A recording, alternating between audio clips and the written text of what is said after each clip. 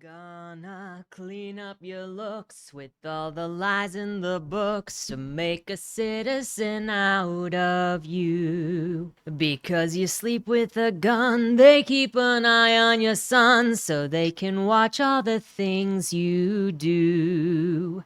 Because the drugs never work, they're gonna give you a smirk, 'cause they got methods of keeping you clean. They're gonna rip off your heads, your aspirations to shreds, another cog in the murder machine. They say that teenagers scare the living shit out of me. They could care less as long as someone'll bleed. So darken your clothes or strike a violent pose. Maybe they'll leave you alone, but not me. It's not a phase, Mom. This is my soul. Yes. I know, you like my jewelry? It's... Look, we're teenagers today, okay? This is the year of the teenagers. 2013. And this is all that there is. Like, we got the ribbon for our sad soul life, our sad emotions that need processing through excessive jewelry and self-expression, okay? And there's nothing wrong with our self-expression. And we got the eyes of the government and our parents who are basically like government, but they live in your house. Surveillance. It's small-scale surveillance. Watching your every move, dictating your self-expression. Mom won't let me dye my hair an unnatural color. Ah! But I had my friend Sarah at school pierce my nose because she has a part-time job at Claire's. And so then when she left work the other day, she jacked the ear piercing gun and put it through my nose. And my mom was like, "Oh my gosh, what did you do to your face?" And I was like, "Isn't it great?" This is what you're stopping me from realizing about myself, Mother. So this is where we are. Are we not the most expressive today as we've ever been on this channel, right? Anyways, you may be wondering, what is with the emo phase? Well, number one, it's not a phase. We just got through that. It is a way of life. Number two, just remember that. Number two, we're reading this book called Casually Homicidal, which is pretty much the angst that you would expect from something like that. It is teenager angst. It is somebody has read too many fanfics of like Jeff the Killer, like this style of thing. Somebody watched too much Hannibal and was like, I want to be that guy, or watched too much Dexter and was like, I want to be that guy, or watched too much Death Note and was like, I want to be light, and idealized it. But that's what it is. This has ideation of murder, but it's not really like by somebody that I think is serious. It feels like a role play the whole time because emotions. But respect to the emo music. That's that's pretty much it. I just wanted to get you in the mood. So now that we are in the mood, before we get into like the book, number one, if you enjoy what I do here on this channel, please remember to like, share, and subscribe for more. If especially if you like the musical number at the beginning of this. If you didn't, it wasn't me.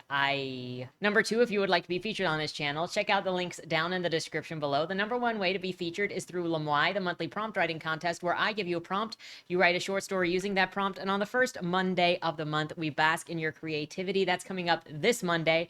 And the second way to be featured is if you are an indie author and you have a book out or a book that is coming out, you can submit your first chapter and your cover, and that chapter will be read here on the channel to hopefully help more readers find your work. It is open to pretty much anything except erotica, which, let's be real, doesn't need any help propagating, pun intended, and anything generative AI. And if you use generative AI, visibly, I'm not gonna share it or you. So there's that. The third thing is, if you would like to check out any of my books, they're available at any of your favorite places to get books, including the local library upon request. And my newest novel, which is what I'm working on right now, the first in the Legend of Bill Cassidy Western saga, features these people, some other people. It's gonna be great. It's we're working on it. But it's got a lot of heart, and I'm very excited to share it and discover the rest of the journey with these characters. With that said, let's get into Olivia J. Bennett's Casually Homicidal. I tried to go into this expecting teen angst. Like, I was like, look at that cover, look at the title. I didn't read the synopsis before going in, so there is that. Well, okay, I read the first line of the synopsis, which was like, self-diagnosed sociopath that I was like, this is not good, which he's not a sociopath. He's not anything related to a sociopath. We'll get into that. But the first thing that I do want to note is that that sociopath is not an actual mental illness or is not a formal diagnosis in any way. Typically, antisocial personality disorder may be used on sociopaths, psychopaths, and there was a third one in the DSM that I don't remember what it was off the top of my head. It was like dysfunction. It started with a DYS, but it might not have been dysfunction. But antisocial personality disorder is what sociopath or psychopath would be diagnosed as formally. And in order to be diagnosed with that, you have to have symptoms of conduct disorder as a teenager, because personality disorders are only diagnosed after you're 18 because of the sensitivity of like developing personality and developing sense of identity during those teen years, that therapists don't tend to diagnose personality disorders for sure. Like they might notate things specifically to then reflect later if you're seeing somebody that long. But typically, therapists will not and psychologists will not diagnose personality disorders on teenagers. It's such a fluctuating time of life that it's hard to know. And there's also so many emotions. Like, are they histrionic or are they just a teenager? It's like teenagers have a lot of emotions, okay? The other thing is that conduct disorder and antisocial personality disorder are both marked by an apparent disregard to violating other people's rights. It's not this glamorized thing of torturing and killing animals before turning on to torture and kill humans. That is just a stereotype that is sensationalized and glamorized and highlighted often with true crime things, with sensationalized true crime books, because not all true crime stories or storytellers are equal. But this is going to say that he is a sociopath multiple times. This is also a good example of why, number one, teenagers can't diagnose. It's always funny to me. Like, this is a total side tangent. I know, before we get started, side tangent, that's not a good sign. But it's always funny to me the number of people that think that they can self-diagnose something, especially as a teenager, but in general, that people go through years and years and years of college to understand the nuances of a diagnosis. And I'm not saying that somebody in the body of something can't like say, I have these symptoms, I live these symptoms, I see these symptoms, but self-diagnosis and then living and selling people as self-diagnosis as if it is the same thing as a formal diagnosis is not only dangerous, but it's disingenuous, because you can misdiagnose. There are a lot of symptoms or behaviors that cross over with others. There are symptoms or behaviors that may be related to emotions as opposed to disorders or illnesses, because you can have symptoms of something without it being a mental disorder or a mental illness. That is a very specific means of functionality that I've seen people say they get anxious talking to groups of people and then saying that they have anxiety as a medical disorder. And girl, social anxiety is very normal. It's not an unusual thing, and it's kind of something you just have to overcome. But this is getting into a whole side tangent, and in case you're wondering how or why I'm getting into this, I don't like to throw credentials around because I don't think that it's appropriate, but I specifically have an interest in this because I do hold a master's in forensic psychology, and so I feel like it's almost important to say something like that because I'm being so critical of this in that sort of way, because then it's gonna be like, well, who are you to say this? Well, the other thing is, this is my opinion, and everything that I do on this channel in general, whether it is a book discussion or it is these thoughts on this subject, are my opinion. And I don't expect people to like it. It's a very nuanced conversation, but I do think that the character in this is a great example as to why self-diagnosis is not safe or good or legitimate, and you need to be checked out by a professional if you want affirmation that something is wrong. And that's even to say that professionals get stuff wrong and misdiagnoses happen all the time. I've been misdiagnosed before, so it does happen. But it's such a nuanced and difficult subject because it's all observable behavior, and very rarely are people going to be very honest about what they're experiencing, especially if they think it's going to result in having a less attractive mental illness or mental disorder, which don't pretend with me that there are not sensationalized and romanticized and idealized mental disorders on social media, because there are plenty that do not get any play, and I will mention them in this story as we go, and none of them are personality disorders, because we also know that people like to throw around narcissistic personality disorder and borderline personality disorder. Histrionic doesn't get thrown around quite as much, but it does. Schizophrenia gets thrown around in different ways. Multiple personality disorder gets thrown around. ADHD gets thrown around. PTSD gets thrown around. Autism gets thrown around.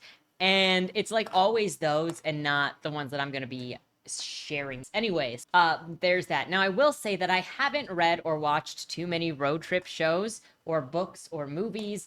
Though I have seen a few, and considering that I know Boom Shakalaka Boom, which is the follow-up book to my book Boom Boom Boom, and I know, I'm sorry, we're gonna get into Casually Homicidal here in a sec. But since I know that it's got a road trip element, I do want to thank this book for letting me experience a road trip book that actually helped me think about some of the things that I want to do in that book.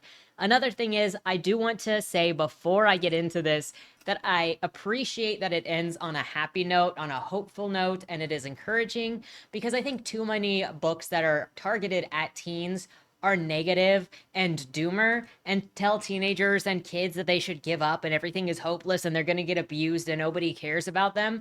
And I think that that is actually really damaging on younger readers, because they're going to grow up by seeing everything say that the future is hopeless, you're hopeless, there's no point in your life, there's no goal out there, it's just sucky, sucky, sucky. It takes me back to Out of Darkness that I read here on the channel for the ALA books.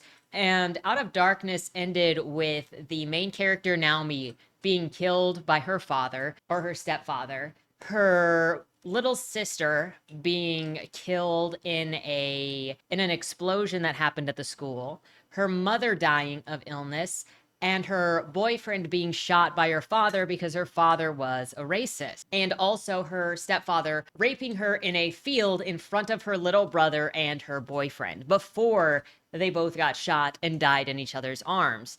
And then the child shot his own father, and and then in the ending of that, he went to go live with his grandparents, and then he went to college where he wrote essays about what happened to his family and tried to do social justice, and said, like, oh yeah, there's nothing that I can do to fix my life right now, but maybe if we stand up, somebody else's life can be better. And I just think that there are so many books that are specifically targeted at teens and young adults and younger even, that say that your life is basically a wash, so you better just like forfeit it and use it for the good of others, which there is something to be said about caring for your community or caring about other people and being kind, but not at the expense of saying your life is worthless, so care about other people. Like, I think that's a really toxic mess. And that's coming from somebody with self-worth issues. Like, you're valuable. Everybody's life is valuable. And there is change that you can do, and you're important, and you only get to live now, and you are the only person that can do what you have the potential to do right now in this time with the people that are around you, with the skills that you have. And I don't think that that is shared enough. So I do appreciate that this book does not end with negativity and it's going on a positive journey. I also think that it would probably actually be interesting or attractive to teenagers who have that like desire for that angsty feeling that is this book, and that wanting to be edgy but are not really quite edgy, because this whole thing feels like it's role-playing edge from people that don't really get it. And that's, I'm talking about the characters here, but you'll see like what I mean, and I'll point out things that stand out to me as we go. With that said, I would also like to introduce that it has a dual perspective, where it is Hendrix, which is the male main character, and Arden, who is the main female character. And they are 17, they're about to graduate high school, and that is where we start. So the first page now for vibes. Quote, it takes 3 flicks of the lighter before the end of my cigarette even begins to glow red-orange.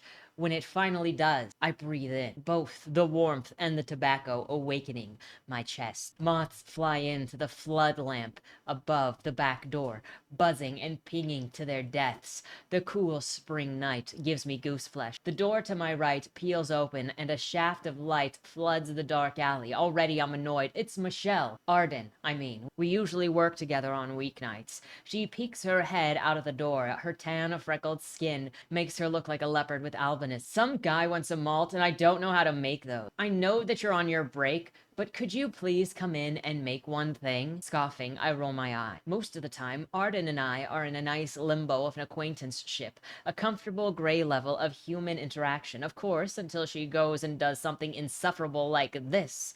Geez, you still don't know how to make a malt? No, Hendrix, I don't, Arden says. She huffs for a moment, considering.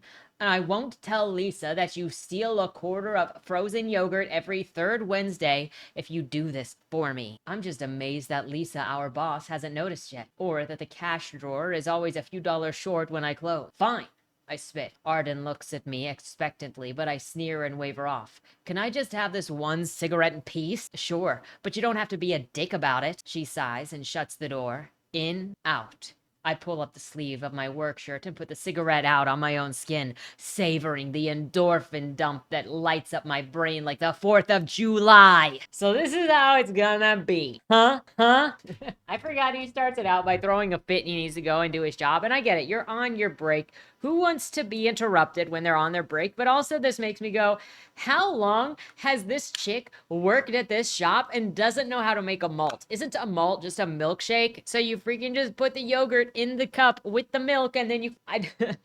she's either lying or she's really hasn't tried to have this job, and I don't know why Arden keeps her around. And then she threatens him to come and do the job that he doesn't clearly want to do. But, you know, I also want to point to the fact that it's when Hendrik says Michelle, I mean Arden, which means he would be used to calling her Michelle. So it kind of suggests that this person goes by a different name, obviously. But since he messed it up, it is either a recent change because he is so used to calling her Michelle, or it is for the audience's benefit to know that her name is Michelle, which I don't think that the audience needs to know a character goes by a name that is not their actual name by something like this, because we'll learn that her name is Michelle in a different context more naturally. Breaking the fourth wall, I think, is a mistake when it's done like this, because it shows you that the author, one, doesn't trust the reader, and two, it will just continually break the fourth wall to like insert stuff on the reader, not for the sake of the story, or not for the sake of character or narrative, but just to like exposit on the reader. But stuff like this, like him calling her Michelle Arden, would expose a part of like how their relationship is, which is that he is used to calling her that. He's known her for a bit and he's like being told to switch the way he talks to her, if that were character related. But if it's not, then we know that we're not going to be able to take context clues from the narrative, because the writer is going to constantly be inserting stuff that is not the character naturally informing us. And since this is first person, it should be within the character's voice, whatever it is that we normally would get. Which is something that I think people kind of forget about sometimes when they're doing first person, is that first person doesn't work like third person. It has to be, to be a well done first person, your stuff needs to be in the character voice of that character, all of it, because it's first person. So if you wouldn't think it when looking at Joseph, because obviously his name is Joe, then why would you look at Michelle and call her Michelle if you're used to calling her Arden from the day that she started working there? Unless she started working there like 2 years ago before she started having her identity crisis and going by Arden instead of Michelle. But we don't really get that deep. But every choice that you make says something about the characters and the relationships, and it's something that should be thought about. And it's something that should be thought about when you are crafting your sentences or your stories. It will make them richer, it will make them more believable, and it will make your story stronger. Obviously, in my opinion, but that, you know. So anyways, Arden can't make a malt and gets Hendrix to come and do it. Hendrix and Arden are then talking about how much they hate their job at this frozen yogurt place. It's vapid, meaningless, they hate their boss, and they're currently waiting for her to go home so that they can goof off, as if they weren't already goofing off. Also, if he is on his break and the boss is still there, why didn't she just go to get the boss to make the malt? I mean, it's not just the three of them, is it? I mean, it could be, but if it's the three of them, I mean, the boss can be really garbage, where she's just hands off and sitting in the office the whole time. I get that. I've worked in a job where it's only 4 of us, and the manager was always in the back room when he was actually supposed to be on the floor doing his job. He'd just hide back there so he wouldn't have to do his job. And since we couldn't stock shoes if he was back there because someone had to watch the store, then stock didn't get put out, and It's a whole thing. I'm sorry, I'm side tangenting. They also hate this town that they live in, working late on the weekdays. Apparently, everyone at church except for the hooligans are out during the week. And meanwhile, Hendrix is getting lost in the darkness in his own head. We're jumping right into it, if it wasn't obvious from the way that he cigaretted his own arm. Quote, but the distraction makes my hand slip, and the cup jerks out of control. The chocolate brownie shake splatters all over the blender, the floor, and me. Lightning rips through my body, shattering my veins. It comes on fast, like it always does. 1 second, the waters are calm. The next, it's a raging hurricane, the darkness detonating at ground zero. Fucking shit! He loses his temper for no reason and sees himself away from the customers before he gets violent. Quote, my eyes catch on a stack of metal pipes against the alley wall. I grab one and bang it against the brick. Chips of mortar flying. Fear, the kind that crawls up your back and makes a home in your neck, creeps up on the rippling through my arms. Almost feels good as I hit it over and over, replaying the moments inside the frozen yogurt shop in my head. There's a part of that knows my anger is irrational, but I couldn't care less. I drop the pipe with a clang and grab fistfuls of my hair. It's like I'm breathing fire. I wait until the nothing returns. As I breathe, it returns just like the smothering darkness of clouds covering up the stars above. He calms himself down pretty quickly, fast enough that the customer is still in there when he goes inside again. But he waits for the customer to leave before apologizing to Arden. Arden asks him what he's planning to do after graduation, since that's just around the corner, and he says, I don't know, and doesn't like the vulnerable kind of questions that she is asking. She also decides to ask him at this point if he has ever worked any other job. It's an odd mix of questions here, kind of messing with how long they've possibly known each other, because these might be questions that you would ask earlier on in the relationship, but it feels like they've known each other for at least a couple of weeks, if not a couple of months, because they also go to the same school, so they're very aware of each other.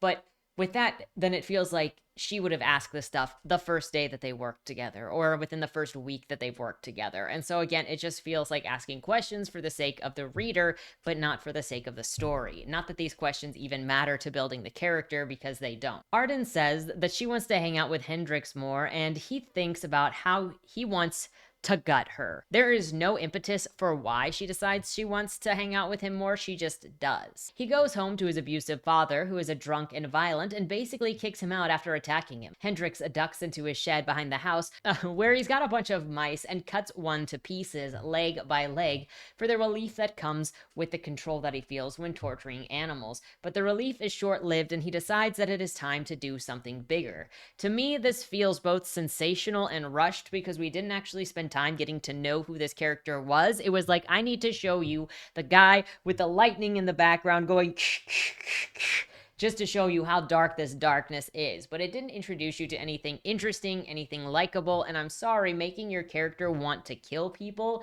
is not interesting of itself. Like, how many people on social media go on and on about bragging that their book has murder and sex in it? That's not special. You didn't actually get to see an escalation of this character, and if he was already at this point, then it should have acted like the killing of the rat used to give him some sort of sensation, and then it was dulled, and it should have spent time with him trying to get the most out of these rats, and it's just not working. But it just rushed through the scene at giving him the sensation and then being like, no, let's do something bigger now. But this novel is rushing to get to the murder to the point that it feels like it's there for the spectacle, and maybe it is because the title is obviously sensationalist too. Now we switch over to Arden's perspective, and she is complaining about how boring her life is, but she is at least not the only person that she knows who has a boring life. She then tries to say how she is different from other people. Quote, sometimes I feel this weird longing toward other people, like I want to peel back their skulls and get to know them, like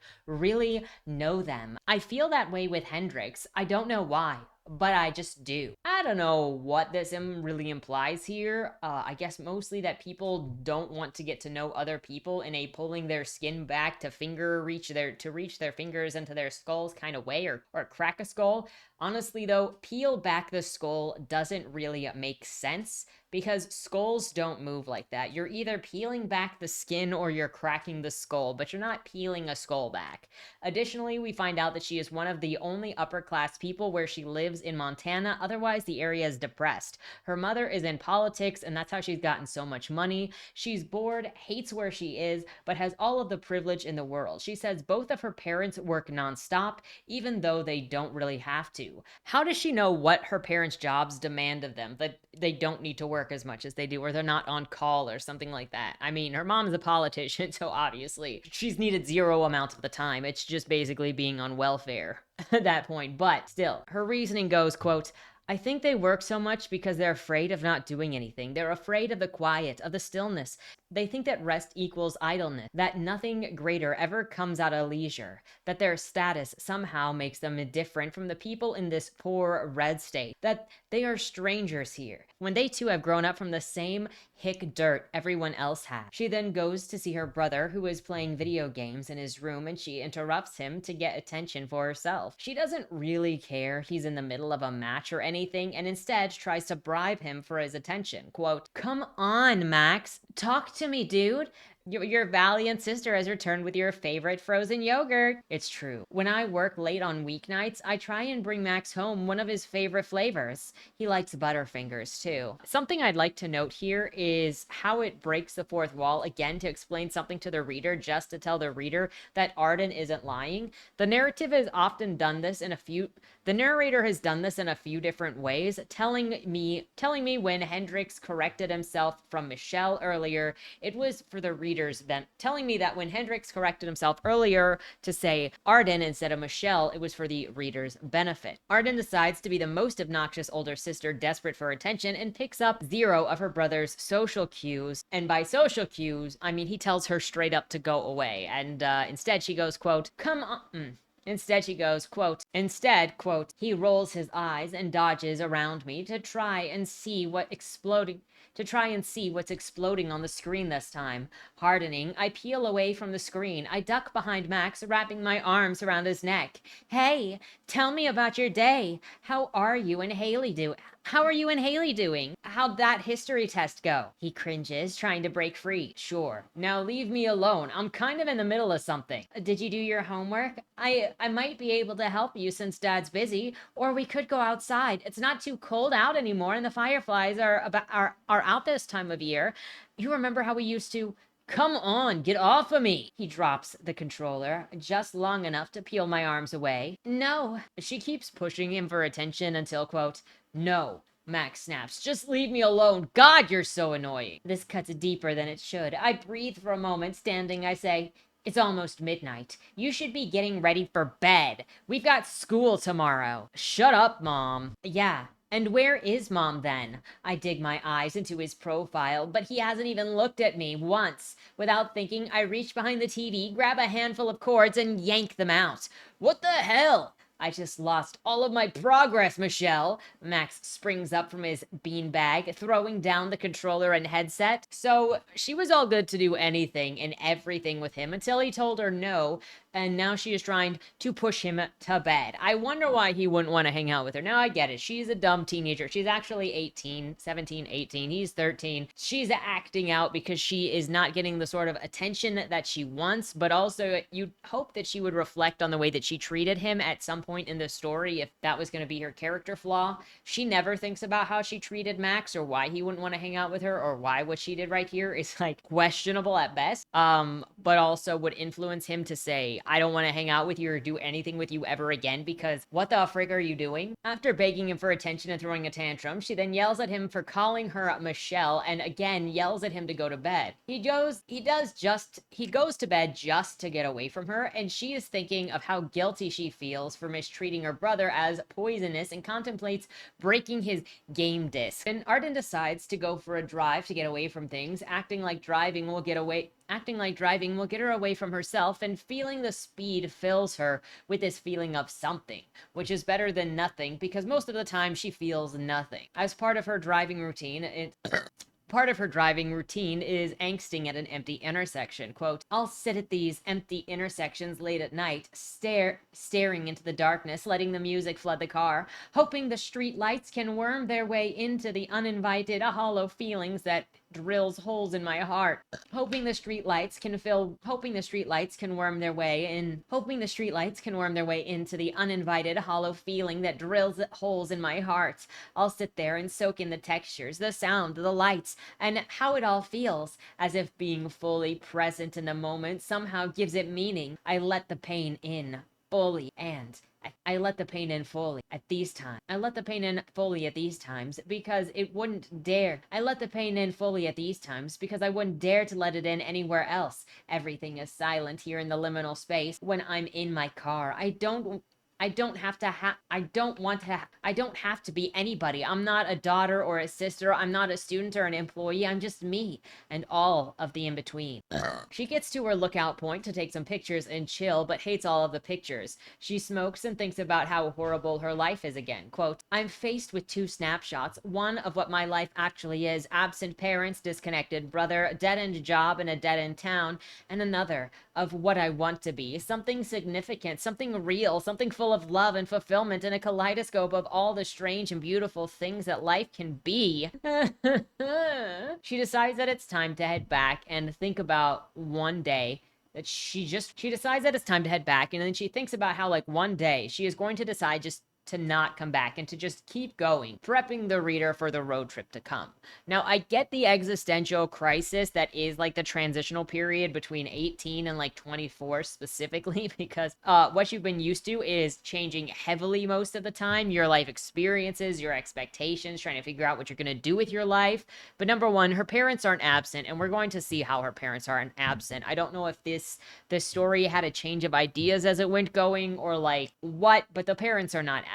Two, the brother is not disconnected. You're 18, he's 13, he's playing his video games when you get back from work, and you think that you can just come in and demand his attention when he's already doing something, and you're not even like, hey, can I just sit here and watch you play and like talk to you? It's like you're throwing yourself at him, and then when he doesn't comply with you, you bully him and pull his stuff out and make him go to bed.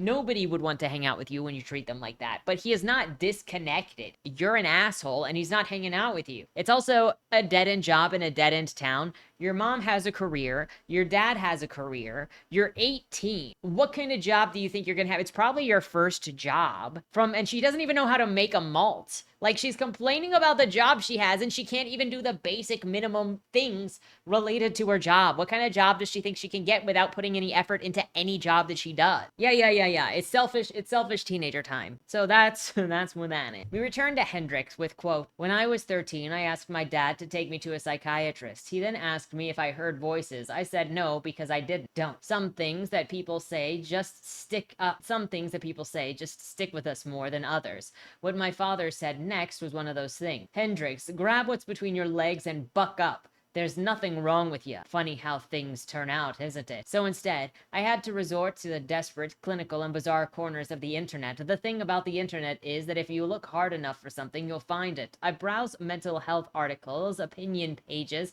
social media forums, anything to clarify what I was experiencing and why, desperately searching for someone like me to no avail. Ever since 8th grade, I've had to hurt or kill something to function like a normal human being. Barely. Sometimes I do it for the fun or because I'm bored, but sometimes because I have to. It's a reflex, like gagging or ducking when a group of juniors decides that it would be funny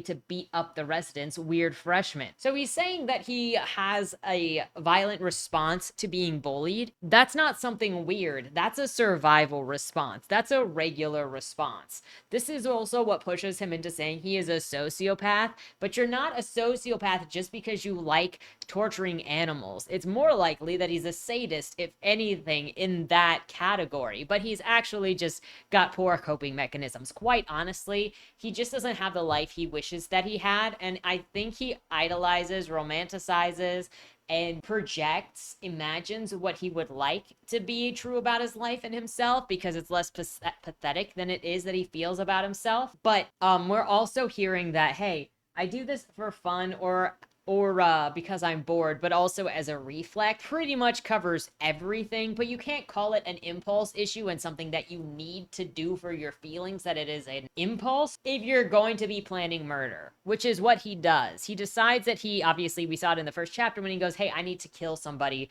for real. If it is an impulse, then it is something that takes over. It is not a chosen decision. And then he gets into the situation. You're going to see it. I may have it in my notes somewhere else.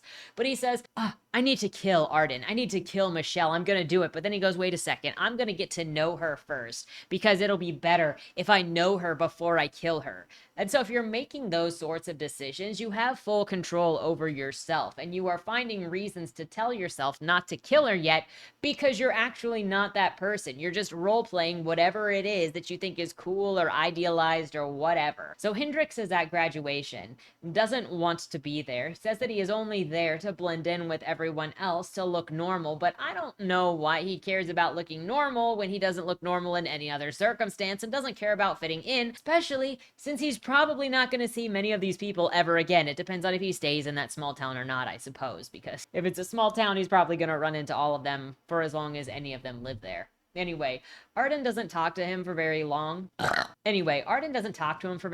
Which makes him kind of upsetty, and he's wondering what killing some of these people would be like, and imagines people going to slaughter as they're walking up to get their diploma. He thinks about how he definitely needs to move on from animals now. Why? I don't really know. It's a random interjection that has nothing to do with anything that is happening, and I think it's just, again, pushing this idea of he needs to kill people. It's a thing that he needs to do thing. He also reflects on how his dad was super abusive. His mom was the social one, and his dad would drag mom into the bedroom for who knows what. He'll also say that it was his mom's fault in other points because she was naggy, she was annoying, she was overbearing. So I don't really understand the relationship of his parents. Not that you can't have abusive dad and overbearing mom. It's just not really developed, and it just feels thrown away. It just feels thrown together. Meanwhile, Arden is wanting to get away from graduation, to get away from her family and the random people there. I thought that she was complaining about being lonely and having absent parents, but now that they're there giving her attention, she wants to hide from it all. One of the people who appears is her friend named Liberty, described as, quote, "It's my friend, Liberty.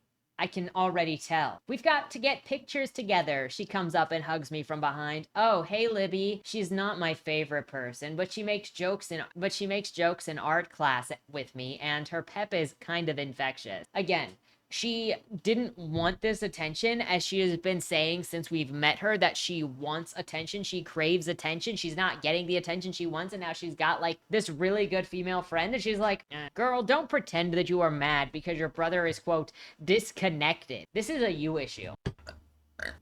Her mom is taking a bunch of pictures, saying that she'll want them someday, and Arden is refusing, saying, nah, they won't matter in a few years when she graduates college. This is also a weird interjection because Arden is obsessed with photography and taking pictures, and multiple times throughout the story compares life to photos and how photos can enhance and remind people of things and the way that they look and how they matter. And so now that her mother is taking pictures of her, she's like, I'm just forgettable. Everything is forgettable. I don't really matter. Pick a lane. Are you angsty? Are you begging for attention? Pick a lane that works. And if you're going to do both, if you're going to straddle both, make it make sense, because this doesn't to me. And then, as her mother is there at graduation, taking the time with her, celebrating her, encouraging her, taking all of these pictures, Mom goes, "Oh, hush. I still look at my graduation photos," she says, pulling back and snapping a few more pictures of my deadpan face. "That's because you peaked in high school." Arden is complaining about her parents being absent, but when they aren't and are fully supportive of her, she insults them, just like she insulted her brother, and they don't even respond. Why am I supposed to care about how miserable she is? Because she kind of deserves to be miserable. If she is alienated, if she is isolated, she did it to herself. This is the kind of behavior that chases people off, chases people away from you, makes people not want to interact with you. If this is how she treats her mom and her dad and her kid brother, I don't know why Libby is her friend. I don't know how she treats Libby, because she's like, I don't even like Libby. You don't like anybody. I'm getting punched in the face with a self-induced misery. I'm getting punched in the face by the self-induced misery of this girl with no actual problem. To further prove this, she is surrounded by multiple friends groups and her mother gets away, gets approached by a boy named Elliot, who is nice, but she says that she doesn't give a shit about, and then is over here internally angsting, praying bad things happen to her to build character and motivate her. Note, Elliot is her ex-boyfriend, and he still approached her to talk to her at graduation and wish her well, and she's like, he's super nice, but I don't give a fuck about him, so he needs to just... And also, she only dated him because he was black, and she wanted to piss her parents off, so there's that. Quote, tears gather in my eyes despite myself. The sun claws its way into the empty space between me and my former classmates. I think that there are some moments in our lives when everything shifts into startling clarity. When you've been going around and around the same mountain for so long, everything important gets muddled. You fall into a rhythm of dysfunction, of just putting up with things for so long that you get blinded to what it really is. Something happens, and that house of cards tumbles down and the veil rips. You can no longer ignore it, because it's all right there. Everything makes sense, whether it's good or bad. Hindsight is 20/20. Everything is clear, painfully so. I am forever longing for the clarity of that disaster brings, the way that life seems to always boil our bullshit down to what really matters, down to what truly is deep inside of ourselves. These moments define us. They change our lives. They drive us to chase our dreams. And more importantly, they motivate us to leave. So that's foreshadowing somewhat, because what happens isn't really even that bad. I mean, other than freaking Hendrix over here pretending that he's gonna murder her. But I hate the worship, the ideation of trauma, of like, oh, you grow character if you go through traumatic things. No, more often than not, you break as a person when you go through traumatic things. Like, I'm sorry to break this to a lot of people. Personally, this, again, personal opinion, personal breakdown. But trauma doesn't build your character. It breaks you. And your survival, your coping mechanisms are what you have to learn in order to survive the terrible stuff that breaks you. And a lot of people don't. A lot of people just fail or kill themselves or do destructive things until they have nothing left because of that trauma. A lot of people can't escape. You look at the statistical numbers of what happens to people who go through traumatic things, and you're building character. They're like, you're going to have a higher likelihood of doing drugs. You're going to have a higher likelihood of being in an abusive relationship. You're going to have a higher likelihood of an unbalanced mentality, of emotional regulation issues. It's not character building. It's character destroying. And you have to build the character. You have to build the coping mechanisms in order to live. And a lot of people don't. A lot of people don't live. She decides to see some special disasters in Hendrix. And she decides that she sees some kind of special disaster hiding inside of Hendrix. And he can give her the shakeup that she so badly wants. So she's like, he looks like a disaster that I want to be a part of. So she approaches and asks him again what he is doing after graduation. He repeats that he doesn't know. And so she invites him to run away with her. He asks why, and she says, quote, because I need something different, something real. I feel so sick, disgusted by my own complacency. I want to find out what I'm made of. I want to know who I am. I want to remember what's important in life, because it's certainly not this, I say, gesturing to the crowd around me. I don't know why she would ask literally this stranger. She's like, I'm just drawn to the darkness inside of him that reflects in his soulless eyes. But it's like, go to Craigslist. If you want to play danger mode, go to the confidentials on Craigslist. All right, just start answering all of them. Go to the location, see what happens, live your adventure, vlog it, get it done. That can be your life-changing moment of trauma. She also goes, I want to go traveling with you because I think you're weird, but I like it. Hendrix is saying how he never has been able to sleep and is thinking of going for a run and smoking when Arden shows up in his window and bullies him and bullies her way into convincing him to run away with her, at least for the weekend, because she's like, we'll just drive and then we'll come back. It's gonna be fine. He agrees because he figures that he can kill her and dump her somewhere, because at least they've run off together, and it should be like nobody knows, so it should be super easy. This is exactly the opportunity that he wanted to get his first chance to kill a person, and she's annoying, so he's gonna do it. Quote, I'll satiate the empty pit of dark desire brewing inside of me. Dun dun. So they leave, stop at a convenience store just out of town, and Arden says that they should work together in order to shoplift. However, they fail at doing just that because Hendrix grabs a lighter at the counter and doesn't have an ID, and then the guy at the counter gets suspicious, and then he sees Arden, and then he chases them out. They flee and keep on driving until she asks him to drive, and he is thinking of how much she's already trusting him that she'd let him drive her car, and then how he could just crash the car, and how he could just crash the car and use that to kill her, but then, nah, he's not sure that's enough, and plus, quote, with a jerk of the wheel, my mind is back. I'm not sure what stops me. Probably the fact that the stringing this along, letting the pot simmer, would be a hell of a lot more fun than just killing her now. Like cat and mouse, a game to keep the darkness at bay, to make it all the more satisfying. See, like, he's pretending. He's making excuses and role-playing that he wants to kill her, and these are the reasons why he's not killing her yet, but he's really got no interest whatsoever in killing her. So, this brings us to another inconsistency. Earlier, he described this need for pain causing him an instinct or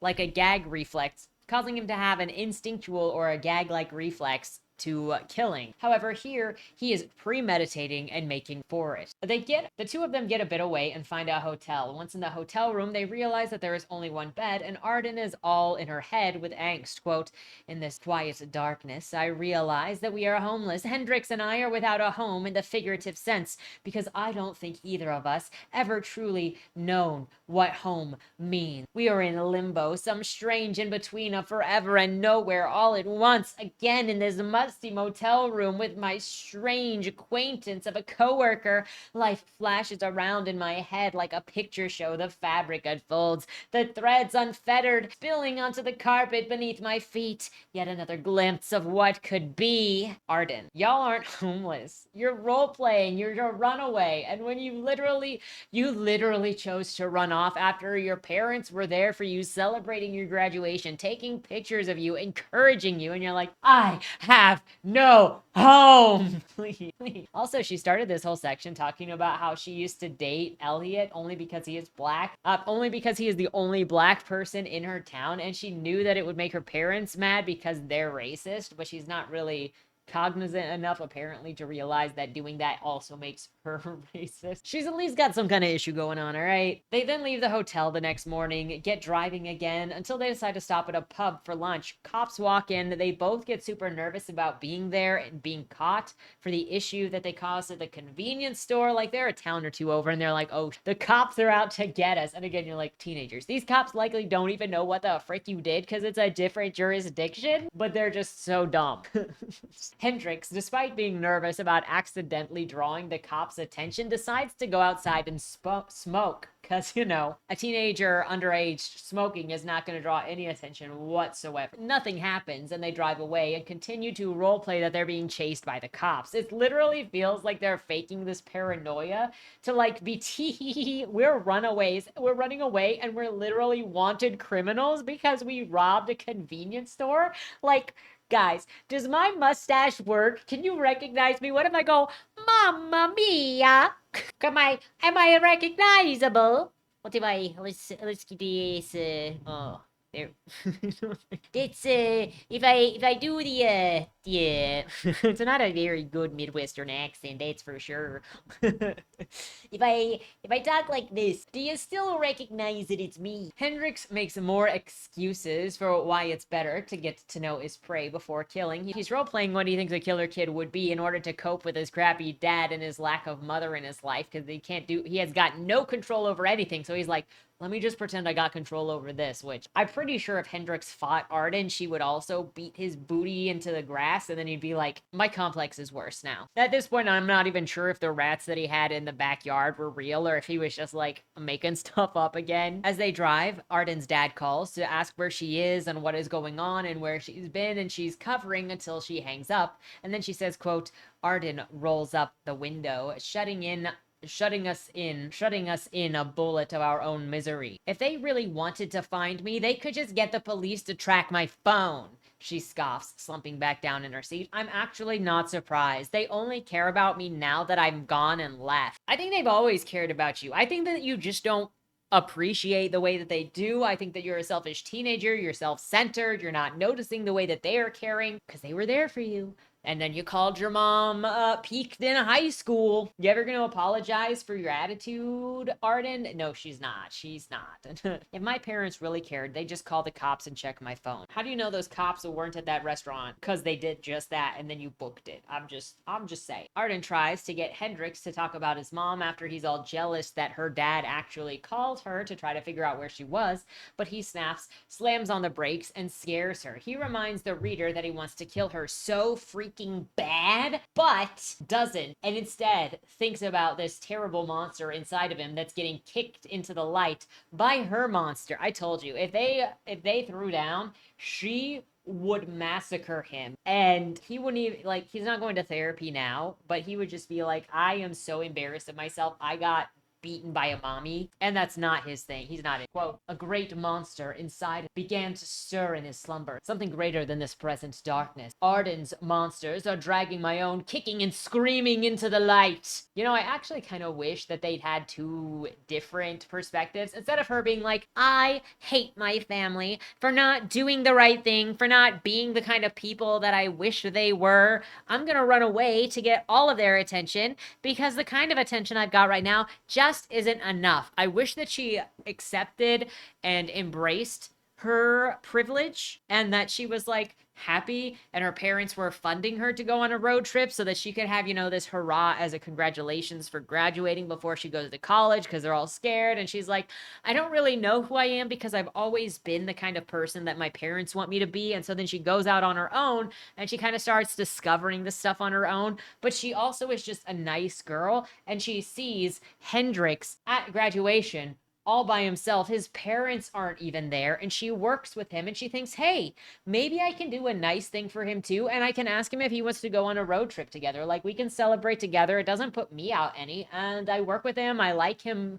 well enough. Like, it feels like a good deal. And so then you could have actually had the grumpy versus the sunshine, and had this pulling them into the light, because it's just her good attitude trying to get him to be social, trying to get him to open up, trying to get to know him earnestly, and he's just being like, because he doesn't know how to interact with it, because he's never had anybody treat him like that before, and he's maladjusted, and so it's scary, because also being vulnerable and being honest and actually letting yourself like somebody is scary, because it makes it easier to hurt you. And so all of those things could have made it more dynamic. Instead, the two perspectives seem basically the same, despite being completely different backgrounds. And Arden is just completely ridiculous. Like, we're looking at this kid who goes, oh, I went on the dark sides of the internet in order to self-diagnose. Yeah, you went to TikTok, mental health tags, like, or you Googled, hey, I like to kill animals or you went on Reddit and you said, I like to kill animals. What's wrong with me? And they were like, have you read a book about a psychopath before? Anyway, I digress. Since he's having his little emotional episode, she takes over driving. Quote, it annoys the hell out of me that Hendrix won't tell me anything about his mom. He's hiding something bad or just plain painful. I don't know. But I do know one thing. If it was a good thing that he's hiding, he wouldn't feel compelled to hide it. Maybe he just doesn't feel close enough to you to talk about his mom. She's very much like her mom. She complains that her mom does this and she does this, and she never recognizes that she does this to people. But it's none of her business. And she never recognizes, you know what? If someone says no, it's none of my business. I shouldn't have kept pushing. I will say, great representation here of a toxic teenage relationship. We also have Arden contradicting herself again and showing herself to be a liar, as she says that her mom is a controlling, pushy person who constantly was in her business, pushing her to continue doing things that she didn't want to do because, quote, my daughter won't be a quitter, confirming to me that she is role-playing that she wishes her parents were absent because she is angsty about who her parents actually are and their involvement in her life. You can't have parents that you claim are absent and then also say they're over involved and pushy. You get one or the other. They stop at another bar/restaurant in Bozeman where she bothers Hendrix more about his mom because she wants to know and thinks that he is being rude by not telling her anything about his mom. There's some irony to her calling her mom pushy and saying that her mom makes people hide who they really are in order to fit into a box. And then that's what she's doing to Hendrix. I was hoping at this point that it would be used as a character growth moment, but it does not get addressed rest later in the story. Karaoke hour happens at the bar and Arden goes on stage. This is hardly traumatizing. You know what? I'm sorry. I actually stand corrected. It is traumatizing to some. She harasses Hendrix into coming onto the stage with her, and her life is changed forever. Quote, the song goes on and on forever, and the crowd is our support, our ship on a musical sea. Breathless, Hendrix and I shout the lyrics to an egregiously long song in the bar and grill in Bozeman, Montana. It's the strangely beautiful moment like these that I can't put into words, where it feels like I've swept up all of the darkness and the room is bright and the world is bright and I can't see all of the things that I don't want to. I wish that I could photograph this, collect it all up in a little bottle and wear it around my neck. You know, with her saying that photos are so important to her, you think that she would be grateful that her mother was taking photos of her graduation, and she'd be like, oh. And then her mom actually could have been showing some controlling tendencies by saying, hey, go stand over there, put your arm around so-and-so, blah, blah, blah, and like controlling how the photos would look in order to more look like she curates Arden's life. Like, that would have been good to see. Also, this makes me think, number one, are they singing the Meatloaf song? Like, the Meatloaf song? What is it, like 13 minutes, 20 minutes?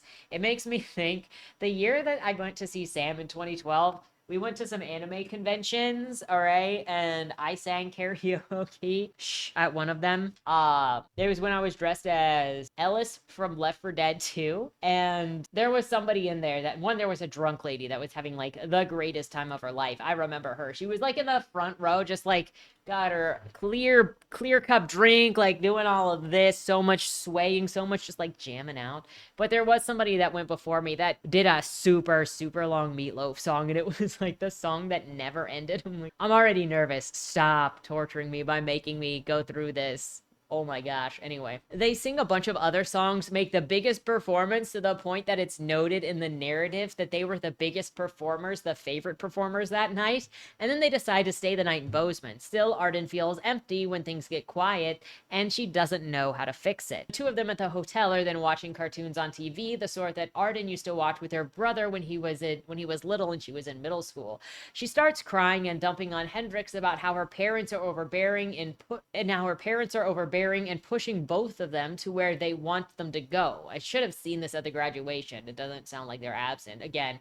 And Max has shut down because of the parents being pushy. She says that Max is so different now and doesn't talk to her, refusing to note how she was overbearing against him. And also, he's hitting 13. Like, he is hitting the age where he is getting to try to, usually, not saying all, okay, obviously there's some level of dysfunction here, so there's that going on, but he's getting to that age where he's going to be starting to find his own independence. He's going to be finding his own identity. He's going to be doing things on his own. Not everything, because a lot of families, regardless of their ages of the kids, do stay very close, but like 13 and 18 is a time where people start kind of drifting apart. Like, I used to be close to some of my older brothers, and I would say, well, some of my older brothers, to one of my older brothers, and I would say it's around that age when my older brother started drifting away and then suddenly didn't like me for whatever reason, and it turned to a seething hatred. I don't know. I guess she's a dumb teenager, so she doesn't have to introspect at all, but there are so many issues in these relationships that I actually think it would be beneficial to exploring in the narrative for readers and also for the characters' growth themselves. That just doesn't. Listening to Arden dump all of her feelings about missing her brother and who her parents are gives Hendrix this epiphany, quote, the weight of her confession falls like grief. I've never heard anybody speak the way Arden does. It's like she's ripped herself open for me, but not like she's vomiting her feelings onto me, but that she's just putting it all out there, not caring whether I'll take it or leave it. The knife is hidden in my lap, and it's not until she makes eye contact with me that I realize that I've been swept away by her words. Finally, they make sense. Her authenticity begins to dust off old crevices and pick at the spider webs inside of me. The music of her lamentations resonates in my own hollowness, except I don't know what to say. See, I think it would be another interesting contrast. Again, if she was close to her family, she did love her family, and her angst right now, her existential angst, had more to do with her fear of like their changing relationships because they're in different places of life, because she's going to be going off to college and she's afraid to go off to college. And she's also afraid to tell her parents she doesn't want to maybe go all the way to the capital, to what, Bozeman of Montana. She wants to stay close to home and be near her family, but then she feels like that makes her a baby, or she feels like that'll disappoint her parents, but she can stay local. Like, that would be a really good, really interesting thing. And it would also be a great comparison for Hendrix to see how she loves her parents and the kind of family that she has, that he wishes he had, and then feel that like pulling into the light. And he could actively encourage her to talk to her parents, to have that courage to say what she wants, because it's the kind of stuff he wishes that he could have said to his dad or to his mom to like maybe make things not go where they went, or it's the kind of life that he wishes he had. You know, because he is just so angry. He's powerless to the way things went with his parents. Arden keeps bothering him about his mother, despite how he says, no, I don't want to talk about it. She wants to know so desperately about his family life, and is apparently unable to take his boundaries seriously. While Hendrix is continually telling us in the narrative that he is a sociopath after watching too much anime, as he fingers his knife and bites at his cuticles. Like I tell you, he watched Death Note and was like, I'm L and Light if they were put together. He's having a meltdown because he keeps bothering him. He's having a meltdown because she keeps bothering him, and he is thinking about his dad asking him why he doesn't go out and do things like other boys his age, and goes, quote, like scissors snipping a string, I flick out of my own body. The ocean waves crush the shores until they are nothing but sand. The anger ravages my veins, rips through my muscles, tears through every part of me until I see the red. But I don't say it. If I stayed, I would have killed her right then and there, slit her throat, stabbed her in the stomach until it was nothing but bloody applesauce, dragged her body onto the railroad tracks and watched her get sliced to bits by metal on metal. Slamming my fist into my forehead, I shut my eyes, fighting through a world of my own darkness. Arden's still speaking, but I can't hear her. She chases after me as I float out the door, following my stomping footsteps. He storms out of the room. Arden follows. She's just acting like her mother. She's acting just like her mother, controlling. Hendrix runs into a random person outside and beats the crap out of him before realizing that he is and feels alone. Arden goes into a story about how she got into photography. She submitted some pictures to a contest and got in. Her parents weren't as excited for her as she wished that they were, shrugging her off instead and prioritizing her brother's sports games on the weekend. So this is pretty much confirming to me that she isn't neglected. She's just not getting the attention that she wants, and she's pursuing the arts, which it sucks that her parents don't support. But she also, like, they're not ignoring her. They're just not really supportive of the arts, which a lot of people are not supportive of the arts, and it sucks, but it is what it is. Her photography is seen as silly since it's not what her parents imagined for her. She said we don't know really what her parents have imagined for her, though, because it never really comes up what the expectations on her were. She says this single event of rejection gave her this complex of never feeling good enough, which is odd because she does nothing to seem like she is trying to be good enough for her parents. Because when you go like, I keep trying and it's never good enough. I give them things and I do things for them and it's never good enough. Usually if you say that you're never good enough no matter what you do, then you're actually at least trying in some cases, and then you still got that issue in your head where you're just like, it's just never good enough. Or you've got the issue of them treating you like you're never good enough. But she just has this one event and says it was this one event that made her feel like she was never good enough. And you know, you can feel like that because you're going to pursue photography against your parents and know that your parents are never going to really support you. But it seemed like a lot for so undeveloped a character.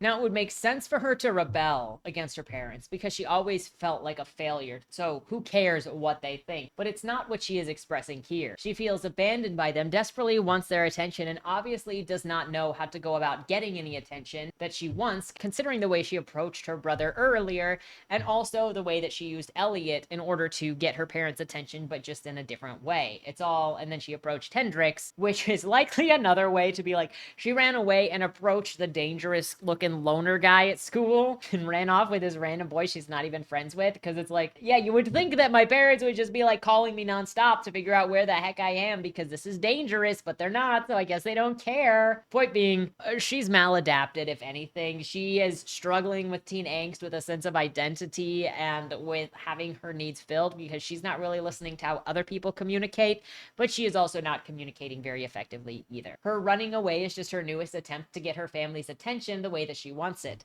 Arden is then sitting in the shower crying, thinking of her friend Sarah, who isn't her friend anymore because when Sarah confided in Arden that she was gay, Arden got mad at Sarah because Sarah was accepted by her friends and family for who she was, but Arden wasn't because she had photography and her parents were like, ew, I can't believe you're a photographer. She's like, I freaking hate my lesbian friend because my lesbian friend had an easier time being accepted than I did. What the frick? And that's, you know, when she got told that when Sarah came out, she decided that was the time that she needed to be like, why are you accepted easier than me?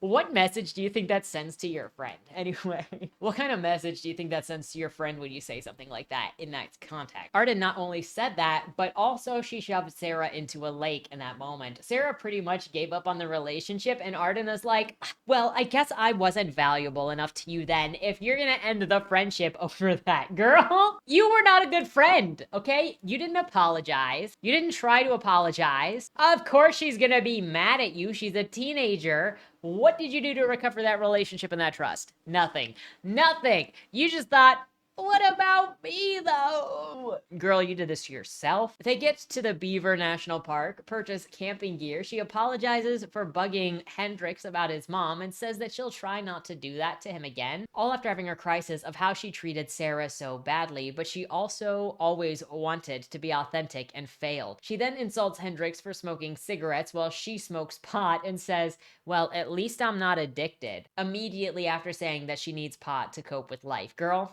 girl, please. The two of them are then sitting at a campsite talking to another family who is there, and Arden lies about them being a couple so that the guys will leave her alone even though they weren't interested in her anyways. She goes to kiss Hendrix and he rejects her, so she screams at him, fuck you, and then dips into the tent. I mean, legitimate for a teenage character with little control over herself, and also it seems like she's used to getting what she wants and she throws a tantrum if she doesn't, but I digress. She hasn't treated any of these people differently. Like, at the very least, she's consistent. She's lashed out at her mom, she lashed out at her brother, she lashed out at Sarah, she lashed out at Hendrik. She wakes up after a while with him hanging over her. He drops the knife and runs out of the tent. He also drops this little nugget when he is arguing about how he thinks the Q&A with Arden will go, quote, and then she'd smirk, how do you know so much about mental disorders like that?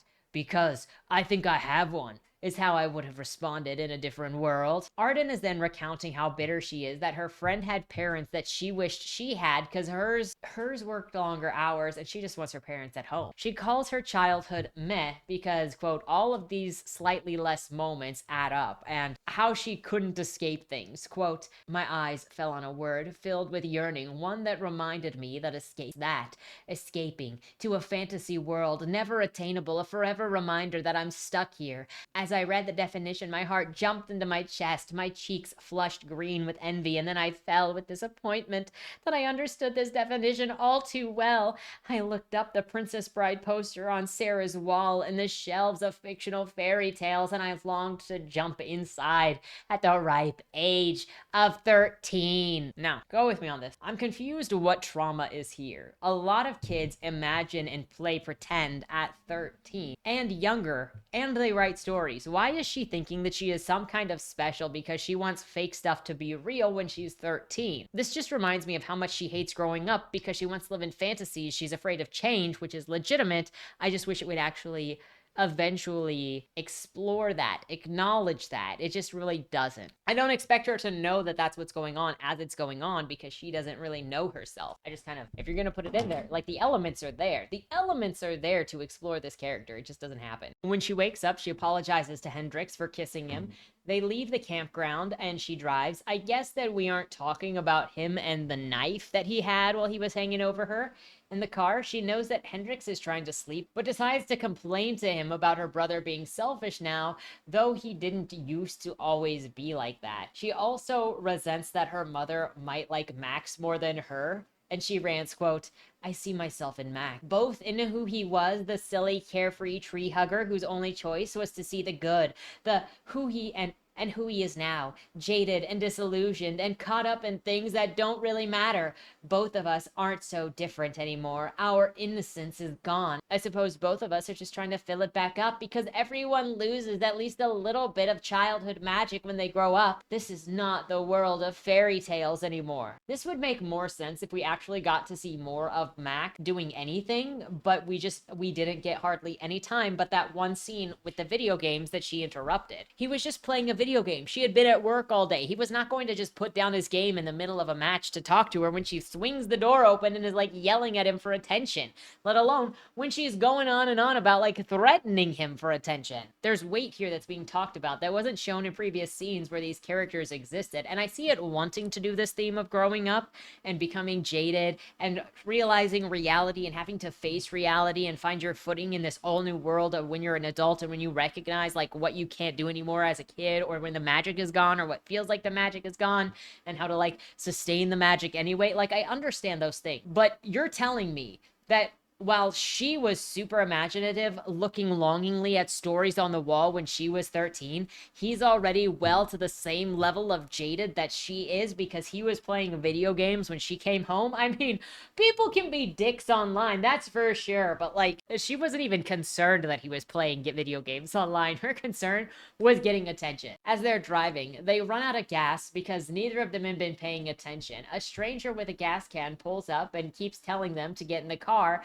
to go get gas until Hendrix threatens the driver with a knife to hand over the freaking gas that he had. The driver does, and they get the gas. He drives off. They drive off. Now, Arden is scared and asks Hendrik why he has a freaking knife. He says that he likes knives. Should have just said that his family was hunters and that's normal for them to carry them. So, like, the fact that Hendrix constantly has issues with lying and it doesn't feel normal for him to lie and he feels like he needs to tell the truth for everything, again, makes me not think psychopath, sociopath, antisocial personality disorder, conduct disorder, like, none of these, because he can't cover his ass to the point that you have to wonder if he's even wearing pants, okay?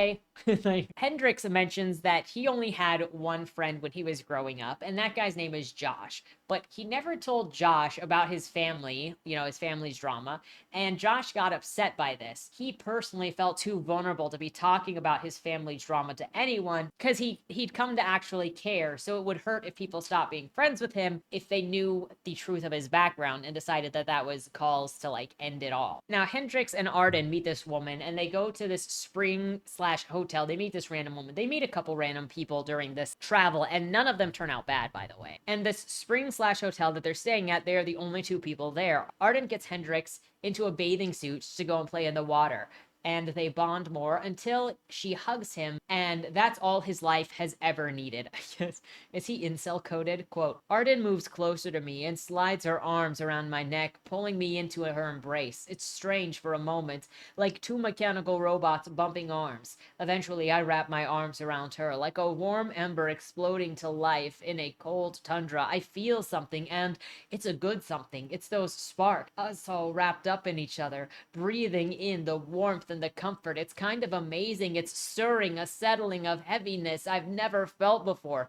But he didn't have this reaction when she kissed him. He didn't have any discussion from when she kissed him. It was just like nothing. Well, he rejected her and she said, fuck you, which we never got anything else from that interaction. Hendrix then decides that he kind of likes it. Arden reflects on how her mother ruins everything that she touches. Her dad used to have spirit until mom crushed it with her attitude. And she feels like her dad settled for her when he was younger. Now she's all sad and it's nighttime and cold and she wants to go inside. She's sad that her family hasn't contacted her beyond her dad calling, but leaving no messages. And I guess, you know, that one time that he called and she was like, no, I'm fine. She's mad when Hendrix's dad calls him and apologizes and then gets dramatic because Hendrix says that his dad sounds pathetic. Arden laughs. He asks why and she says, no reason.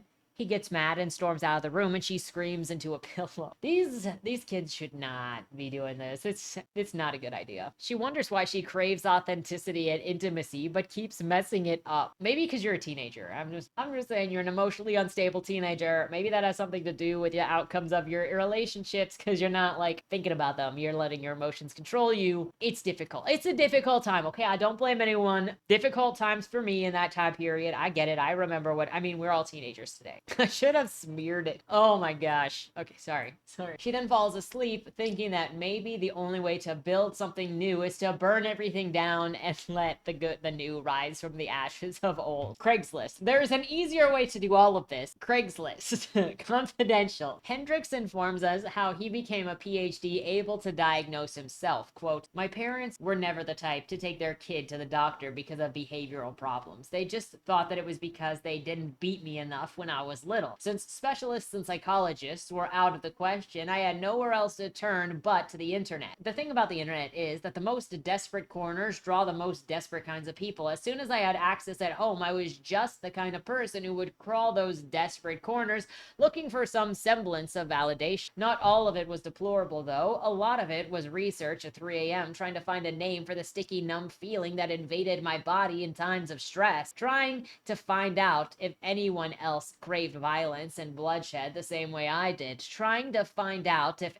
anyone else had the same darkness living in their head like a parasite, trying to find the language for the unique and twisted sort of pain that has plagued my every waking moment. But the only thing all of that internet searching did was make me afraid of myself. Well, maybe stop Googling cancer and you won't think that you have cancer." Anybody ever done that where you're like, you Google some symptoms and you get a little worse? I'm not gonna say that I Googled some symptoms of like Tate having issues with his little leggies last year, at the end of last year, and I ended up thinking that he was gonna die in the next 3 months because of a degenerative disease that would have made him immobile by the end of the year. And then he'd have to be put down because he couldn't move his legs. I'm not gonna get too into that or I'm gonna start crying. But it's sensitive. It's all a sensitive thing. Okay, I care a lot, but he's fine. But I did spend 3 months in fear. Not just that fear. I was grieving. I had to get professional help because I was stuck, and I was not. I was not in a good place.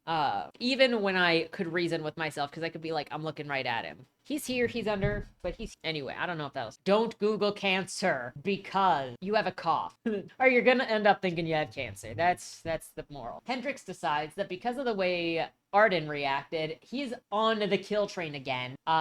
Because she's annoying. So I guess that hug did not cure his loneliness, did not cure his issues, did not make him feel like there are other options out there. He takes his knife and slashes 3 out of the 4 tires on her car. She comes in and apologizes for how she acted toward him and says that she is trying to do better. He no longer is on the hype train to Stabby Town, and guilt is all over him because he just messed up her car, and now she's not going to be able to go anywhere, and he's not going to be able to go anywhere, and they don't have money because she only brought $800 and he brought 0 monies. It's a disaster.